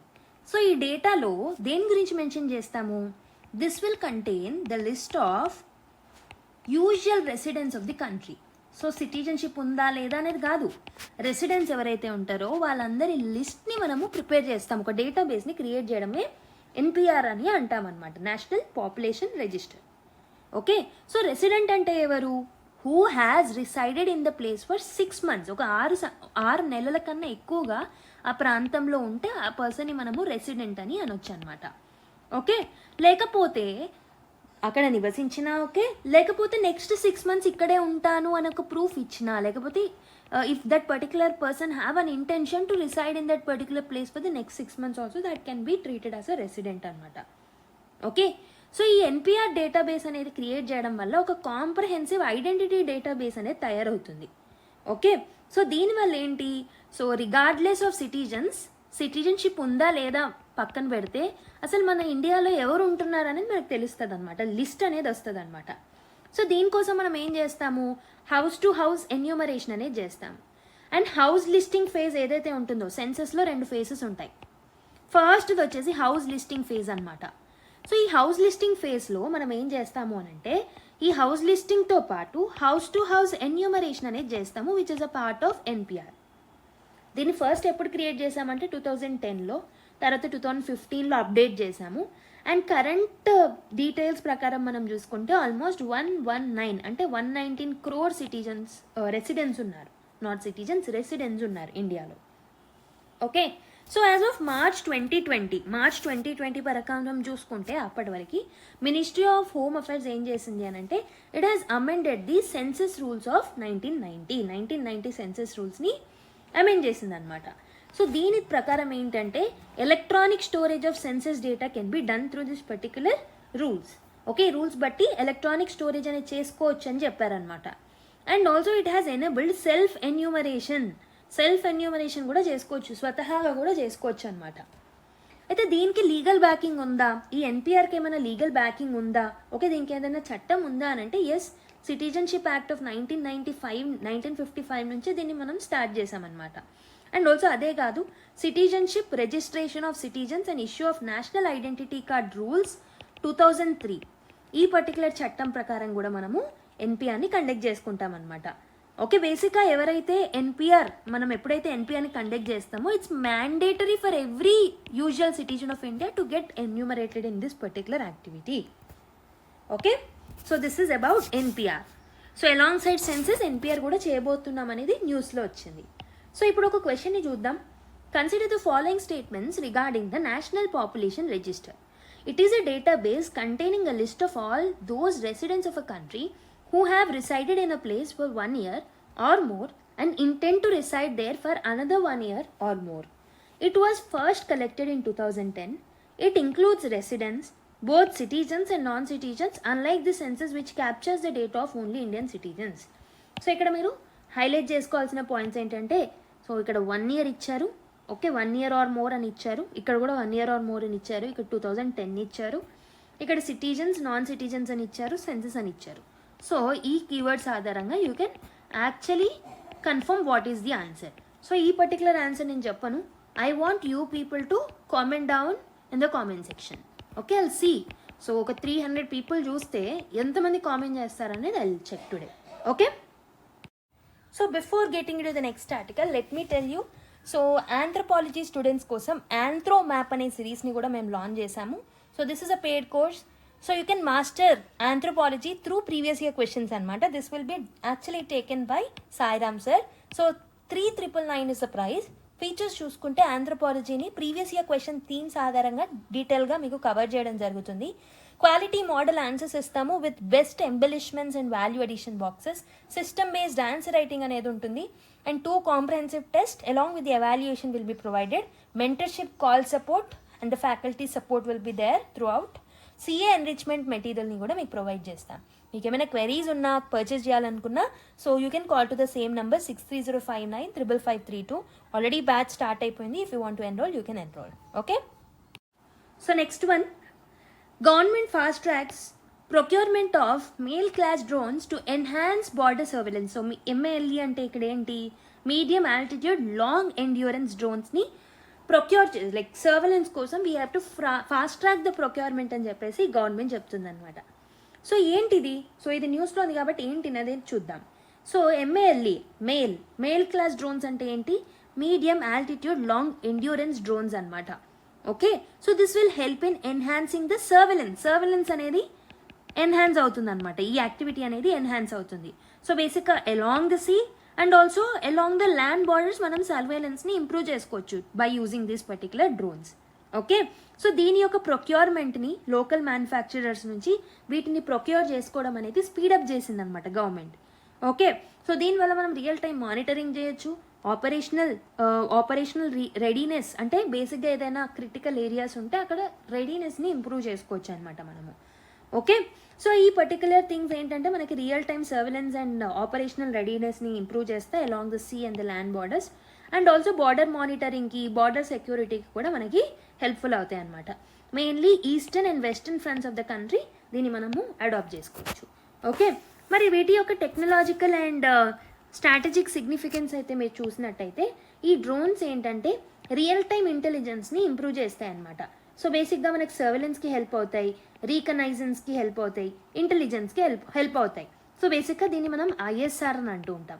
సో ఇంటెలిజెన్స్కి, సర్వేలెన్స్కి, రికనైజెన్స్కి హెల్ప్ఫుల్ అవుతాయి అనమాట. సో దీని యొక్క ఫ్లైట్ ఎండ్యూరెన్స్ చూసుకుంటే మీరు 30 hours వరకు దీని యొక్క ఎండ్యూరెన్స్ క్యాపబిలిటీ ఉంటుందన్నమాట. Almost it has a capacity till the altitude of 35,000 feet. Almost అన్ని టెరైన్స్లో ఇది వర్క్ అవుతుంది. In all type of terrains it will start working అనమాట.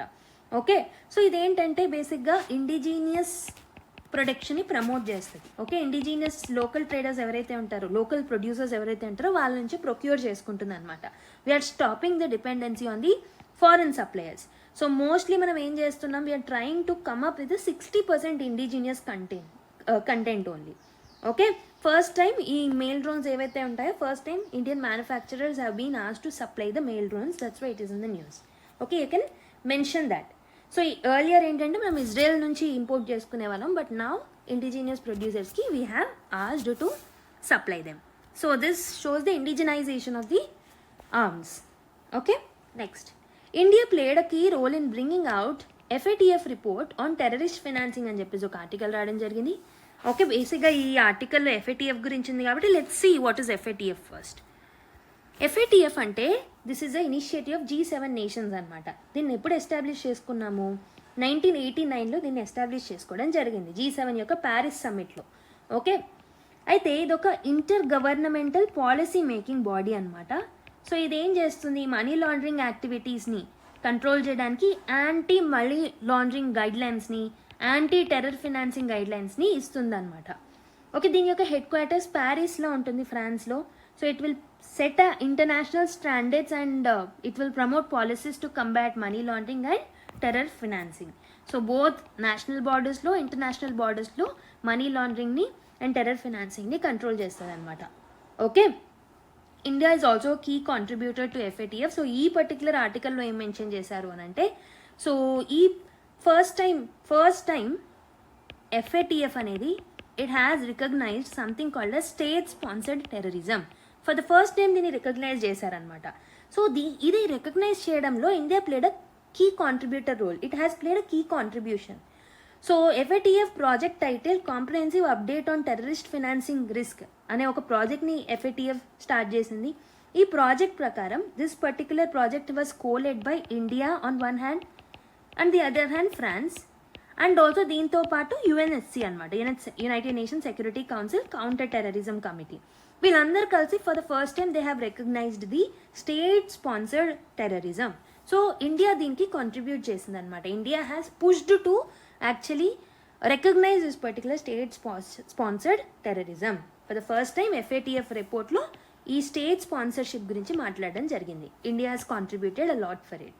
Okay, so state sponsored terrorism అంటే ఏం లేదు, బేసిక్గా terrorism activity or terrorist activities ఏవైతే ఉంటాయో వీటికి కొంచెం ఫినాన్సింగ్ అవసరం ఉంటుంది కదా. ఈ ఫినాన్సింగ్ని స్టేట్ యాక్టర్స్ ఏవైతే ఉంటాయో అవే ఈ ఫినాన్సింగ్ చేయడాన్ని స్టేట్ స్పాన్సర్డ్ టెర్రరిజం అని అంటాం. For example take the example of Pakistan. Okay, so Pakistan నుంచి టెర్రర్ గ్రూప్స్ ఏవైతే ఉంటాయో so they started attacking on India కదా. పెహల్గమ్ అటాక్లో సో టెర్రరిస్ట్ గ్రూప్ ఏదైతే ఉంటుందో ఓకే ఆ పర్టికులర్ గ్రూపే అటాక్ చేసింది కదా. ఈ టెర్రర్ గ్రూప్ ఏదైతే ఉంటుందో దానికి సపోర్ట్ చేస్తూ Pakistan has retaliated to us against us. It means ఇక్కడ ఏంటి, Pakistan is supporting the terrorism activities అనమాట. టెర్రరిస్ట్లకి ఏదైతే ధనం అవసరం ఉంటుందో, ఫినాన్స్ అవసరం ఉంటుందో ఆ ఫినాన్స్ని ఇచ్చి సపోర్ట్ చేసేది పాకిస్తానే. So Pakistan is a state. The state is sponsoring the terror activity. So this is known as state sponsored terrorism. Okay, so అందుకే India played a greater role. So ఇండియానే ఎందుకు గ్రేటర్ రోల్ ప్లే చేస్తుంది అని అంటే we are facing problems with respect to state sponsored terrorism from the Pakistan. అందుకే okay. So next news article చూద్దాం. How can cat bonds plan for a natural disaster అని చెప్పేసి ఒక ఆర్టికల్ రావడం జరిగింది. So first let me explain you, then will go to the content which is present over here. Okay, so disaster risk అంటే ఏంటి? First, what is disaster risk at the primary place? First of all disaster risk అంటే ఏంటంటే disaster వల్ల మనకు వచ్చే overall risk పొటెన్షియల్ని మనము disaster risk అని అంటాం. ఆ రిస్క్ పొటెన్షియల్ ఎలా ఉండొచ్చు? It can be in any form. Okay, basically ఈ రిస్క్ అనేది ఎలాంటి రిస్క్ అయినా అవ్వచ్చు. ఫర్ ఎగ్జాంపుల్ లైఫ్ ఇంజురీస్ జరగవచ్చు. సో లైఫ్ థ్రెటనింగ్గా ఉండొచ్చు డిజాస్టర్స్. ఇంజురీస్ కావచ్చు. ఓకే, ప్రాపర్టీ లాస్ జరగచ్చు. వల్నరబిలిటీ ఉండొచ్చు, లైక్ ఇన్ఫ్రాస్ట్రక్చర్ లాస్ జరగవచ్చు. అండ్ ఎన్వైరన్మెంటల్ లాస్ కూడా జరగవచ్చు. ఇలా ఎలాంటి లాస్ ఉన్నా దీన్ని మనం ఏమంటాం? డిజాస్టర్ రిస్క్ అని అంటాము. అవునా? సో ఏదైతే risk okay overall risk potential, ఆ పొటెన్షియల్ ఏదైతే ఉంటుందో ఒక డిజాస్టర్కి to have a loss in okay life, to have a loss in property, to have a loss in infrastructure, to have a loss in environment, ఆ పొటెన్షియల్నే disaster risk అని అంటాము. So బేసిక్గా డిజాస్టర్ రిస్క్ దేని మీద డిపెండ్ అయి ఉంటుంది అని అంటే దెర్ ఆర్ 3 ఇంపార్టెంట్ ఫ్యాక్టర్స్. ఒకటి హజార్డ్, ఒకటి ఎక్స్పోజర్, ఇంకొకటి వల్నరబిలిటీ. హజార్డ్ అంటే ఏంటి? ఫర్ ఎగ్జాంపుల్ హిమాలయాస్ తీసుకోండి. Himalayas are prone to okay that's they are the seismic zones. Earthquakes ఎక్కువగా ఉంటాయి. ఎర్త్క్వేక్స్ ఎక్కువ ఉంటాయి కాబట్టి ల్యాండ్ స్లైడ్స్ ఉంటాయి. ఓకే, ఫ్లాష్ ఫ్లడ్స్ వస్తూ ఉంటాయి. సో ఇక్కడ ఏంటి, this is a place of hazard. ఇక్కడ హజార్డ్స్ వచ్చే ఛాన్సెస్ ఉన్నాయి కాబట్టి దీన్ని మనము హజార్డ్ అని అంటూ ఉంటాం. మరి ఎక్స్పోజర్ అంటే ఏంటి? సో బేసిక్గా వాళ్ళు ఎంత దూరంలో ఉన్నారు. ఫర్ ఎగ్జాంపుల్ హిమాలయాలోనే మనకు డిఫరెంట్ జోన్స్ అనేవి ఉంటాయి. ఓకే, సో ఈ జోన్స్ ఏదైతే ఉంటుందో హై రిస్క్ జోన్ ఉంటుంది, లో రిస్క్ జోన్ ఉంటుంది. ఓకే, సో ఇలా హై రిస్క్ జోన్స్కి ఎక్కువ ఎక్స్పోజర్ ఉంటుంది, లో రిస్క్ జోన్స్కి తక్కువ ఎక్స్పోజర్ ఉంటుంది. సో దాన్ని మనం ఎక్స్పోజర్ అని అంటాం, రైట్. ఇంకొకటి ఏంటి, vulnerability. Who are more prone to these particular things, ఎవరు ఎక్కువగా నష్టపోతారు? ఫర్ ఎగ్జాంపుల్ ఆ ఏరియాస్లో ప్రెగ్నెంట్ లేడీస్ ఉన్నారు అనుకోండి. Pregnant ladies are the one who will have huge amount of loss. Okay, వాళ్ళకి ఎక్కువ వల్నరబుల్, వాళ్ళు ఎక్కువ వల్నరబుల్గా ఉంటారు. చిల్డ్రన్ ఎక్కువ వల్నరబుల్ ఉంటారు. ఓకే, సో ఓకే ఇంకొకటి పీడబ్ల్యూ పీపుల్ ఎక్కువ వల్నరబుల్ ఉంటారు. సీనియర్ సిటిజన్స్ ఎక్కువ వల్నరబుల్ ఉంటారు. ఓకే, పీడబ్ల్యూడి ఆర్ దివ్యాంగ్జన్స్ okay they are more vulnerable. So వీళ్ళందరూ ఎక్కువ వల్నరబుల్ ఉంటారు. So all of this factors will lead to the disaster risk. ఒక డిజాస్టర్ రిస్క్ యొక్క ఇంటెన్సిటీ అనేది మనకి ఈ 3 ఫ్యాక్టర్స్ మీద డిపెండ్ అయి ఉంటుందన్నమాట. Okay, so for example east coast of India తీసుకోండి. అక్కడ ఎక్కువ సైక్లోన్స్ వస్తూ ఉంటాయి. హిమాలయాస్లో ఎర్త్ క్వేక్స్ ఎక్కువ వస్తుంటాయి, ఫ్లాష్ ఫ్లడ్స్ వస్తూ ఉంటాయి, ల్యాండ్ స్లైడ్స్ వస్తూ ఉంటాయి, ఓకే, గ్లాఫ్ వస్తూ ఉంటాయి, glacier lake outburst floods, okay. So ఇవన్నీ ఏంటి, these are all the disaster risks. ఈ డిజాస్టర్స్ రిస్క్ని తగ్గించాలి అని అంటే one of the important issues or one of the important strategies we can develop is to come up with the transfer of the financial risk. Okay, బేసిక్గా వీళ్ళకి financial transfer అనేది మనం చేయొచ్చు అనమాట. Okay, so one of the important thing that we can do is transferring the financial risk. Okay, disaster risk ఏదైతే ఉంటుందో దీనివల్ల కలిగే ఫినాన్షియల్ రిస్క్ని మనం ట్రాన్స్ఫర్ చేయొచ్చు. అదేంటో చెప్పే కన్నా ముందు ఆ రిస్క్లు ఎలా ఉంటాయి. సో బేసికలీ మనకి డిజాస్టర్ మేనేజ్మెంట్ స్టేజ్లో 3 స్టేజెస్ ఉంటాయి, అవునా. ఒకటి వచ్చేసి ప్రీ డిజాస్టర్, అంటే డిజాస్టర్ రాకముందు. దీంట్లో మనకు ప్లానింగ్ ఉంటుంది, ప్రిపేర్డ్నెస్ ఉంటుంది. సో డ్యూరింగ్ ద డిజాస్టర్ ఏముంటాయి, ఎమర్జెన్సీ రిలీఫ్స్ ఉంటాయి, రెస్పాన్స్ సిస్టమ్స్ అనేవి ఉంటాయి. అండ్ పోస్ట్ డిజాస్టర్స్ ఏముంటాయి, we need to focus on the shifts to reconstruction. So బేసిక్గా ఏదైతే లాస్ మనకు జరిగిందో దాన్ని మనం రీకన్స్ట్రక్షన్ చేస్తాం. Will try to rehabilitate the people, will give them compensation. Okay, so ఈ కంపెన్సేషన్కి సంబంధించి ఈ ఫినాన్షియల్ రిస్క్ అనేది అనమాట. ఓకే, ఐ హోప్ ఈ పోస్ట్ డిజాస్టర్ స్టేజ్లో కంపెన్సేషన్ ఇస్తాం కదా ఎవరైతే నష్టపోయారో, ఆ కంపెన్సేషన్ స్టేజ్లోనే one of the important compensation mechanism discussed over here is transferring the financial risk. Financial రిస్క్ని ట్రాన్స్ఫర్ చేయడం అంటే ఏంటి, one such an example is cat bonds. Cat bonds అంటే కెటాస్ట్రోఫిక్ బాండ్స్ అనమాట. సో ఫినాన్షియల్ రిస్క్ని ట్రాన్స్ఫర్ చేయడం అంటే ఎవరికి ట్రాన్స్ఫర్ చేస్తాము, ఎవరైతే సిటిజన్స్ నష్టపోతున్నారో, whoever is the citizen who is getting affected by this particular issue or disaster, వాళ్ళ మీద పడే ఫినాన్షియల్ లాస్ అనేది గవర్నమెంట్కో, లేకపోతే ఇన్సూరెన్స్ కంపెనీకో, లేకపోతే ఏదైనా రీఇన్సూరెన్స్ కంపెనీస్ ఉంటాయి కదా వాళ్ళకి ట్రాన్స్ఫర్ చేయాలన్నమాట. అప్పుడు ఏమవుతుంది, సిటిజన్స్ మీద ఉండే బర్డెన్ అనేది తగ్గుతుంది, రైట్. సో దాంట్లో one of the mechanism is cat bonds. Cat bonds అంటే ఏంటి, క్యాట్ బాండ్స్ అదే కెటాస్ట్రోఫిక్ బాండ్స్ అనమాట. So let me tell you in very very simple terms so that you can understand what are cat bonds. For example, మీరు lemon జ్యూస్ని sell చేస్తున్నారు అనుకోండి. Imagine your you're selling lemon juice at some fair. Okay, ఒక ఫేర్లో మీరు lemon జ్యూస్ని send చేస్తున్నారు, కానీ అప్పుడు సడన్గా వర్షం పడింది. ఓకే, బట్ యూఆర్ స్కేర్డ్, వర్షం పడుతుంది అనే ఆలోచన వచ్చింది. లైక్ క్లౌడ్స్ అనేవి ఫామ్ అయ్యాయి, చాలా వెదర్ ప్యాటర్న్స్ అనేవి మీకు అబ్జర్వబుల్గా ఉన్నాయి. So there is a risk of rain. అప్పుడు మీరు చేసిన లెమన్ జ్యూస్, మీరు సెల్ చేయాలనుకున్న లెమన్ జ్యూస్ మీద రిస్క్, రెయిన్ పడుతుంది కాబట్టి. అయితే మీరు మీ ఫ్రెండ్ ఏం అడుగుతారు అని అంటే, ఒకవేళ రెయిన్ పడితే నువ్వు నాకు 1000 రూపీస్ ఇవ్వు, okay, to cover my loss. నేను ఏదైతే నష్టపోతానో నువ్వు అది లాస్ని కవర్ చేసుకోవడానికి నువ్వు నాకు 1000 రూపీస్ ఇవ్వు. ఒకవేళ వర్షం పడలేదనుకో నేను 1200 రూపీస్ ఇస్తాను. ఓకే, ఇప్పుడు నువ్వు నాకు 1000 రూపీస్ ఇచ్చినట్టయితే ఒకవేళ నాకు లాస్ వస్తే మాత్రం నేను ఆ 1000 రూపీస్ని వాడుకుంటాను. లేదా ఒకవేళ వర్షం పడలేదంటే నువ్వు ఇచ్చిన 1000 రూపీస్కి గాను ఎండ్ ఆఫ్ ది డేకి వచ్చేసరికి 1200 నేను తిరిగి ఇస్తానంటే 200 రూపీస్ నువ్వు ప్రాఫిట్ పొందుతావు. ఓకే, ఒకవేళ మీ ఫ్రెండ్ అగ్రీ చేసింది అనుకోండి, if there is no rain she'll get the profit of 200 rupees. కానీ ఒకవేళ రెయిన్ పడితే ఏమవుతుంది, 1000 రూపీస్ నష్టపోతుంది, రైట్. ఈ పర్టికులర్ ఎగ్జాంపుల్ మీకు అర్థమైతే it will be very much easy to understand. So ఈ క్యాట్ బాండ్స్ అంటే ఏంటంటే, ఇక్కడ ఇన్స్టెడ్ ఆఫ్ రెయిన్ థింక్ ఒక బిగ్ డిజాస్టర్ వచ్చింది అనుకోండి. ఫర్ ఎగ్జాంపుల్ ఫ్లడ్స్ వస్తాయనే ఒక అవకాశం అనేది మీకు కనిపించింది అనుకోండి, లేకపోతే ఎర్త్ క్వేక్ ప్రోన్ జోన్స్లో మీరు బిజినెస్ చేస్తున్నారో, లేకపోతే ఒక గవర్నమెంట్, ఫర్ ఎగ్జాంపుల్ ఒక గవర్నమెంట్ బేర్ చేయాలి ఇదంతా, అవునా. రిస్క్ ట్రాన్స్ఫర్ అనేది మనము గవర్నమెంట్కి చేస్తాం, ఫినాన్షియల్ రిస్క్ ట్రాన్స్ఫర్. సో కానీ గవర్నమెంట్ దగ్గర ఒక్కొక్కసారి అంత కెపాసిటీ ఉండదు.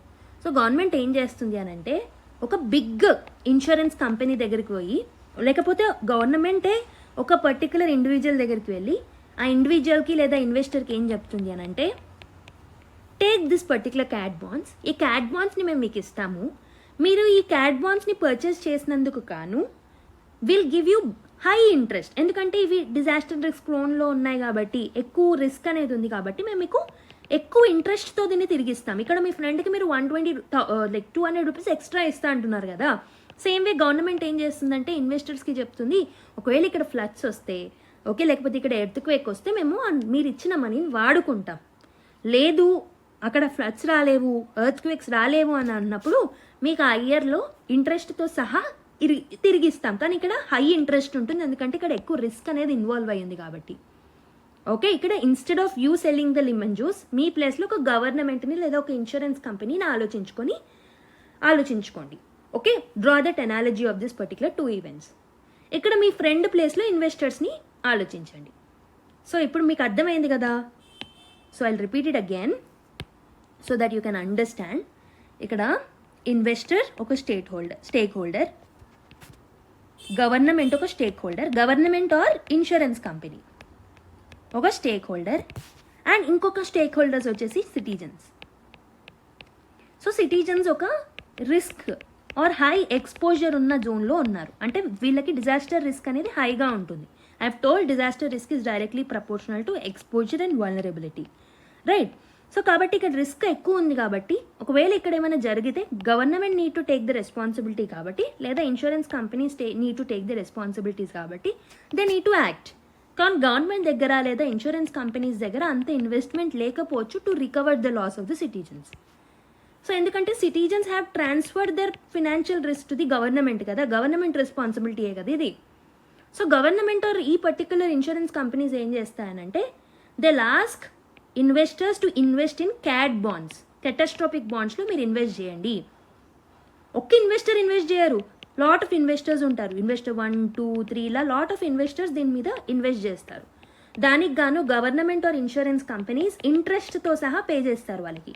ఇంట్రెస్ట్ అనేది చాలా హైగా ఉంటుంది, ఎందుకంటే this is more risky area కాబట్టి. ఓకే, సో ఈ పర్టికులర్ ఇంట్రెస్ట్తో సహా తిరిగిస్తాము. ఒకవేళ కెటాస్ట్రోఫీ వచ్చిందో లేదా డిజాస్టర్ వచ్చిందో మీరు ఇచ్చిన మనీ మేము వాడుకుంటాం, రాలేదో మీకు ఇంట్రెస్ట్ అనేది హెవీగా ఉంటుంది, ఇంట్రెస్ట్తో మేము మీకు తిరిగిస్తామని చెప్పేసి అంటూ ఉంటారు. Okay, so this is how this catastrophic bond will work అనమాట. ఐ హోప్ మీకు అర్థమైంది. అండ్ దిస్ పర్టికులర్ బాండ్స్ ఏవైతే ఉంటాయో these are tradable scrutinised products. అంటే ఈ బాండ్స్ని మీరు పర్చేస్ చేసి మార్కెట్లో అమ్మొచ్చు కదా వేరే వాళ్ళకి, వాళ్ళ దగ్గర నుంచి మనీ తీసుకొని వాళ్ళు తర్వాత వచ్చి ఇంట్రెస్ట్ని కలెక్ట్ చేసుకుంటారు. అంటే ఈ బాండ్స్ని అమ్ముకోవచ్చు. They are tradable scrutinised products అనమాట. గ్లోబల్గా చూసుకుంటే టిల్ నౌ ఆల్మోస్ట్ 180 బిలియన్ ఈ పర్టికులర్ క్యాట్ బాండ్స్ అనేవి రన్ అవుతూ ఉన్నాయి. Okay, they play greater role during the catastrophic events. So మీరు వెస్టర్న్ కంట్రీస్లో చూసుకుంటే క్యాట్ బాండ్స్ అనేవి they are playing a huge role. For example యూఎస్ఏలో 1990s హరికేన్స్ వచ్చాయి. సో దీనివల్ల హ్యూజ్ లాస్ సిటిజన్స్ ఫేస్ చేయాల్సి వచ్చింది. ఆ బర్డెన్ అనేది సిటిజన్స్ మీద ఉంది కాబట్టి ఇలాంటి ఇష్యూస్ అనేవి మళ్ళీ జరిగినప్పుడు వాళ్ళు ఇష్యూస్ ఫేస్ చేయొద్దు కాబట్టి ఇలా యునీక్ హైబ్రిడ్ ఇన్సూరెన్స్ మోడల్స్ని వాళ్ళు తీసుకొచ్చారు. వాటిని మనం క్యాట్ బాండ్స్ అని అంటూ ఉంటాం. అయితే ఇండియాలో ఈ మెకానిజం లేదు, ఇండియాలో కూడా తీసుకురావాలని చెప్పేసి ఇక్కడ ఆథర్ అంటూ ఉన్నారనమాట. ఓకే, ఐ హోప్ మీకు ఇక్కడ వరకు అర్థమైందని అనుకుంటున్నాను. కానీ దీనివల్ల కొన్ని కన్సర్న్స్ అనేవి కూడా ఉంటాయి. సో ఇక్కడ కొన్ని కన్సర్న్స్ ఏంటంటే, సో బేసిక్గా ఎవరైతే ఇన్వెస్టర్స్ ఇన్వెస్ట్ చేస్తారో వాళ్ళకి ప్రాపర్ క్రైటీరియాస్ని మెన్షన్ చేయాలి, ట్రాన్స్పరెన్సీ అనేది ఉండాలి. సో దాంట్లో ఉన్న రూల్స్ అండ్ రెగ్యులేషన్స్ని ప్రాపర్గా మెన్షన్ చేయాలి, లేకపోతే మిస్యూజ్ అవుతుంది ఇది. ఎందుకంటే for example earth quake of magnitude some 5 ఉన్నప్పుడు మాత్రమే ఆర్ 5 కన్నా ఎక్కువ ఉన్నప్పుడు మాత్రమే మీరు ఇచ్చిన మనీని మేము యూజ్ చేసుకుంటామని చెప్పారనుకోండి. సో ఫర్ ఎగ్జాంపుల్ రేపు 4.9 మ్యాగ్నిట్యూడ్తో ఎర్త్ క్వేక్ వచ్చినప్పుడు దీన్ని యూజ్ చేసుకోలేము. ఇలా మైనర్ చేంజెస్ వల్ల కూడా కొన్నిసార్లు రిస్క్ అనేది ఉంటుందన్నమాట. సో కాబట్టి ఇలాంటి ఇష్యూస్ రాకుండా మనం ట్రాన్స్పరెన్సీని మెయింటైన్ చేయడం important. We have to come up with clear guidelines and clear categories. Okay, and also premium ఏదైతే కలెక్ట్ చేసుకుంటున్నామో దీంట్లో it must be very much fair అనమాట. It should not burden the government high interest ఇస్తా ఉంటుంది కాబట్టి ఎక్కువ పెట్టడాలు అవన్నీ చేయకూడదు, ఎందుకంటే this will create lot of huge burden on the government exchequer. Okay, and also ఈ పర్టికులర్ ఇన్సూరెన్స్లో cat బాండ్స్లో India can play a greater role. It can become a leader of south Asia. Okay, so basically మన neighbouring కంట్రీస్కి సంబంధించి India initiative తీసుకొని ఈ cat బాండ్స్లో neighbouring countries కోసం కూడా invest చేయొచ్చు అనమాట. అండ్ ఆల్సో ఈ పర్టికులర్ మెకానిజమ్స్లో వరల్డ్ బ్యాంక్ లాంటి ఒక ట్రాన్స్పరెంట్ మోడల్స్ని, ఓకే ట్రాన్స్పరెంట్ బాడీస్ని మనం ఇన్వాల్వ్ చేయొచ్చు యాజ్ అన్ ఇంటర్మీడియరీ. అప్పుడు మనకి రిస్క్ అనేది తక్కువగా ఉంటుంది. Okay, so I hope you have understood the article in detail. ఒకసారి మేము పెట్టిన పీడిఎఫ్ని క్లియర్గా చదవండి, you will understand in more detail.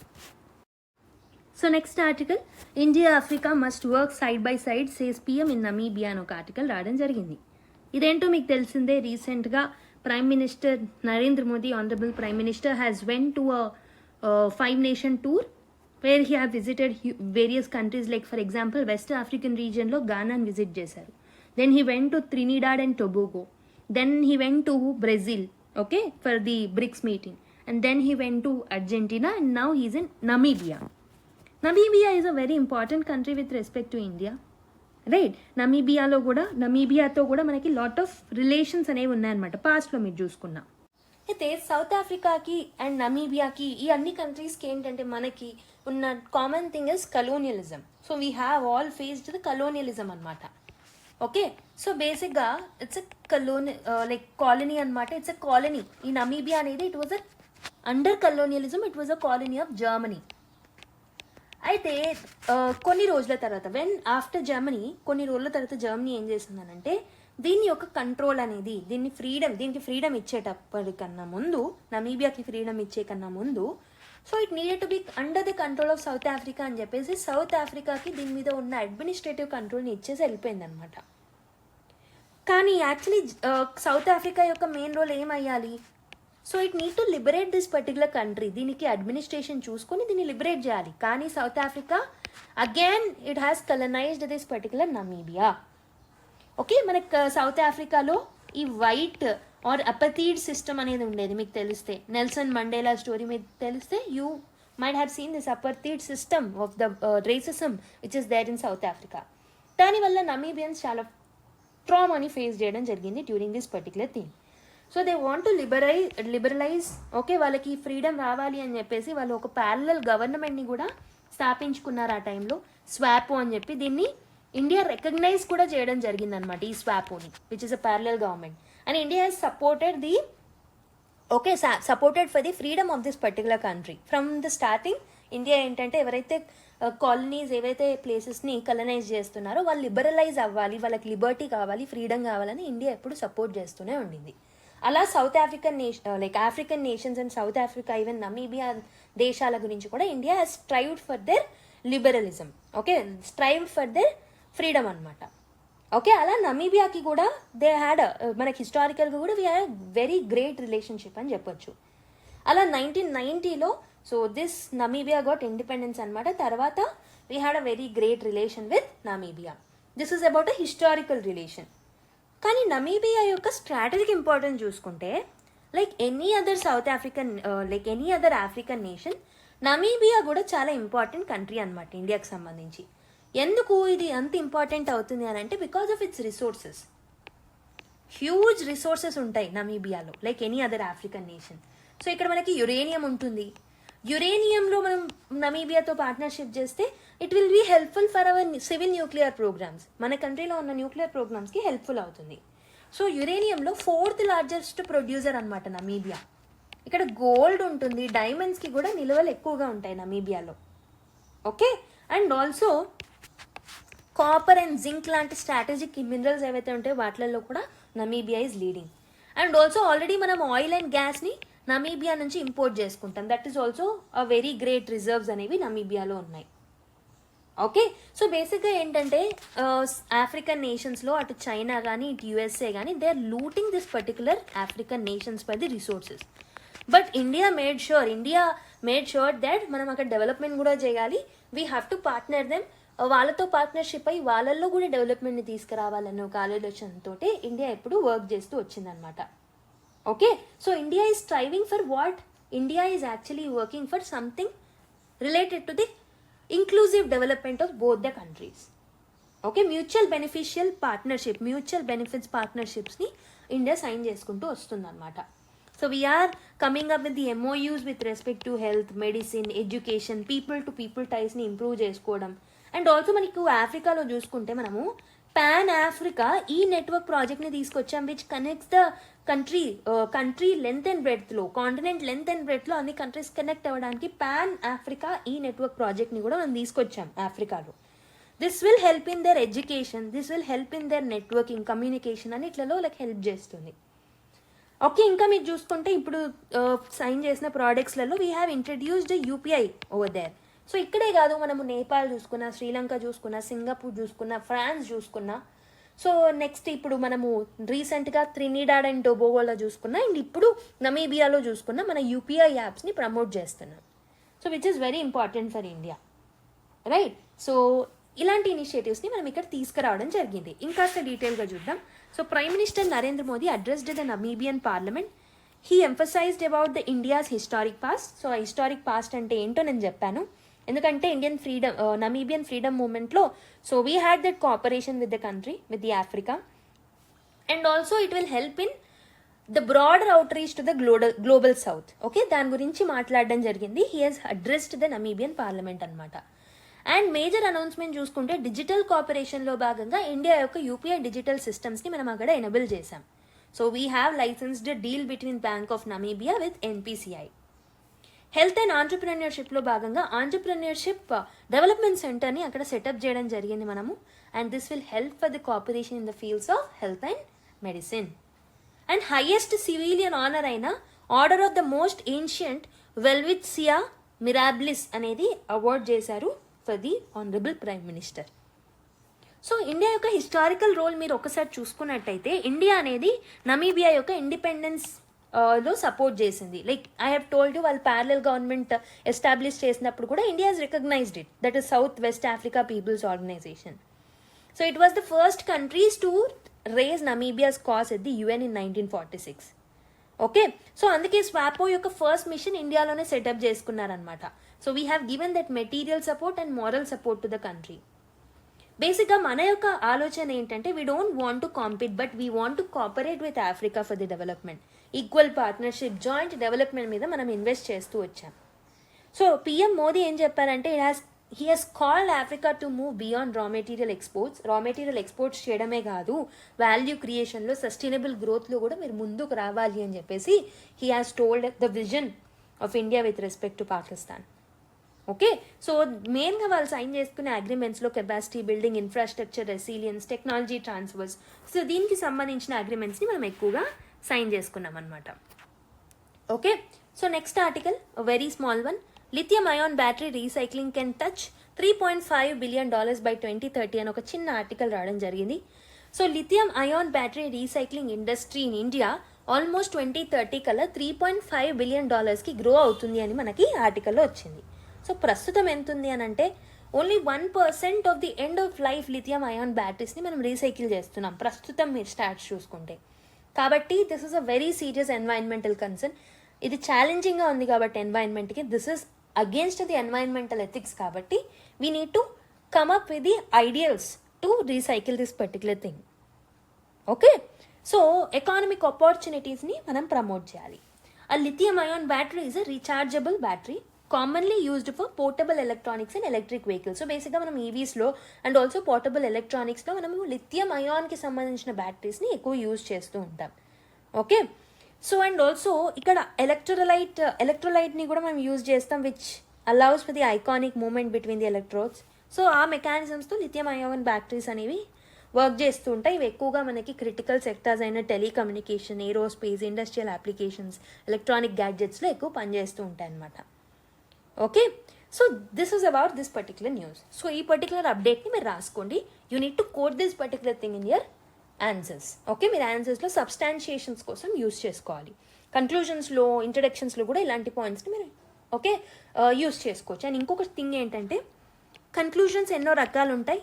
అందులో గోల్ ఓరియంటెడ్ కన్క్లూజన్ అనేది ఒక టైప్ అనమాట. అంటే సో ఇండియా అనేది సో అండ్ సో ఇయర్ వరకు నక్సలిజంని ఎండ్ చేయాలనుకుంటుంది. ఇండియా అనేది సో అండ్ సో ఇయర్ వరకు లిథియం అయాన్ బ్యాటరీ రీసైక్లింగ్ని ఓకే $3.5 billion అచీవ్ చేయాలనుకుంటుంది. లేదా ఇండియా అనేది 2047 కల్లా వికసిత్ భారత్గా మారాలనుకుంటుంది. ఇలాంటి గోల్ ఓరియంటెడ్ కన్క్లూజన్స్ని ఇస్తే so year answer will great అనమాట. ఓకే, సో అదనమాట ఈరోజు వీడియోకి. I hope you have understood the analysis of this particular session. Next క్లాస్లో మళ్ళీ కలుద్దాం. ఎవరికైనా గ్రూప్ 1 కోర్సెస్ కావాలి అనుకున్నా, లేకపోతే GS3 త్రినేత్ర కోర్స్ కావాలనుకున్నా, లేకపోతే ఆంథ్రోపాలజీ కోర్స్ కావాలనుకున్నా, you can take it. Okay, so with this note let me end the session. Please don't forget to subscribe our channel. Click the like button and also click the notification bell icon. మీకు benefit అవుతున్నట్టయితే definitely your feedbacks means a lot to us. Your appreciations and your feedbacks will always mean a lot. It will act as a source of motivation to us. Okay, so thank you everyone.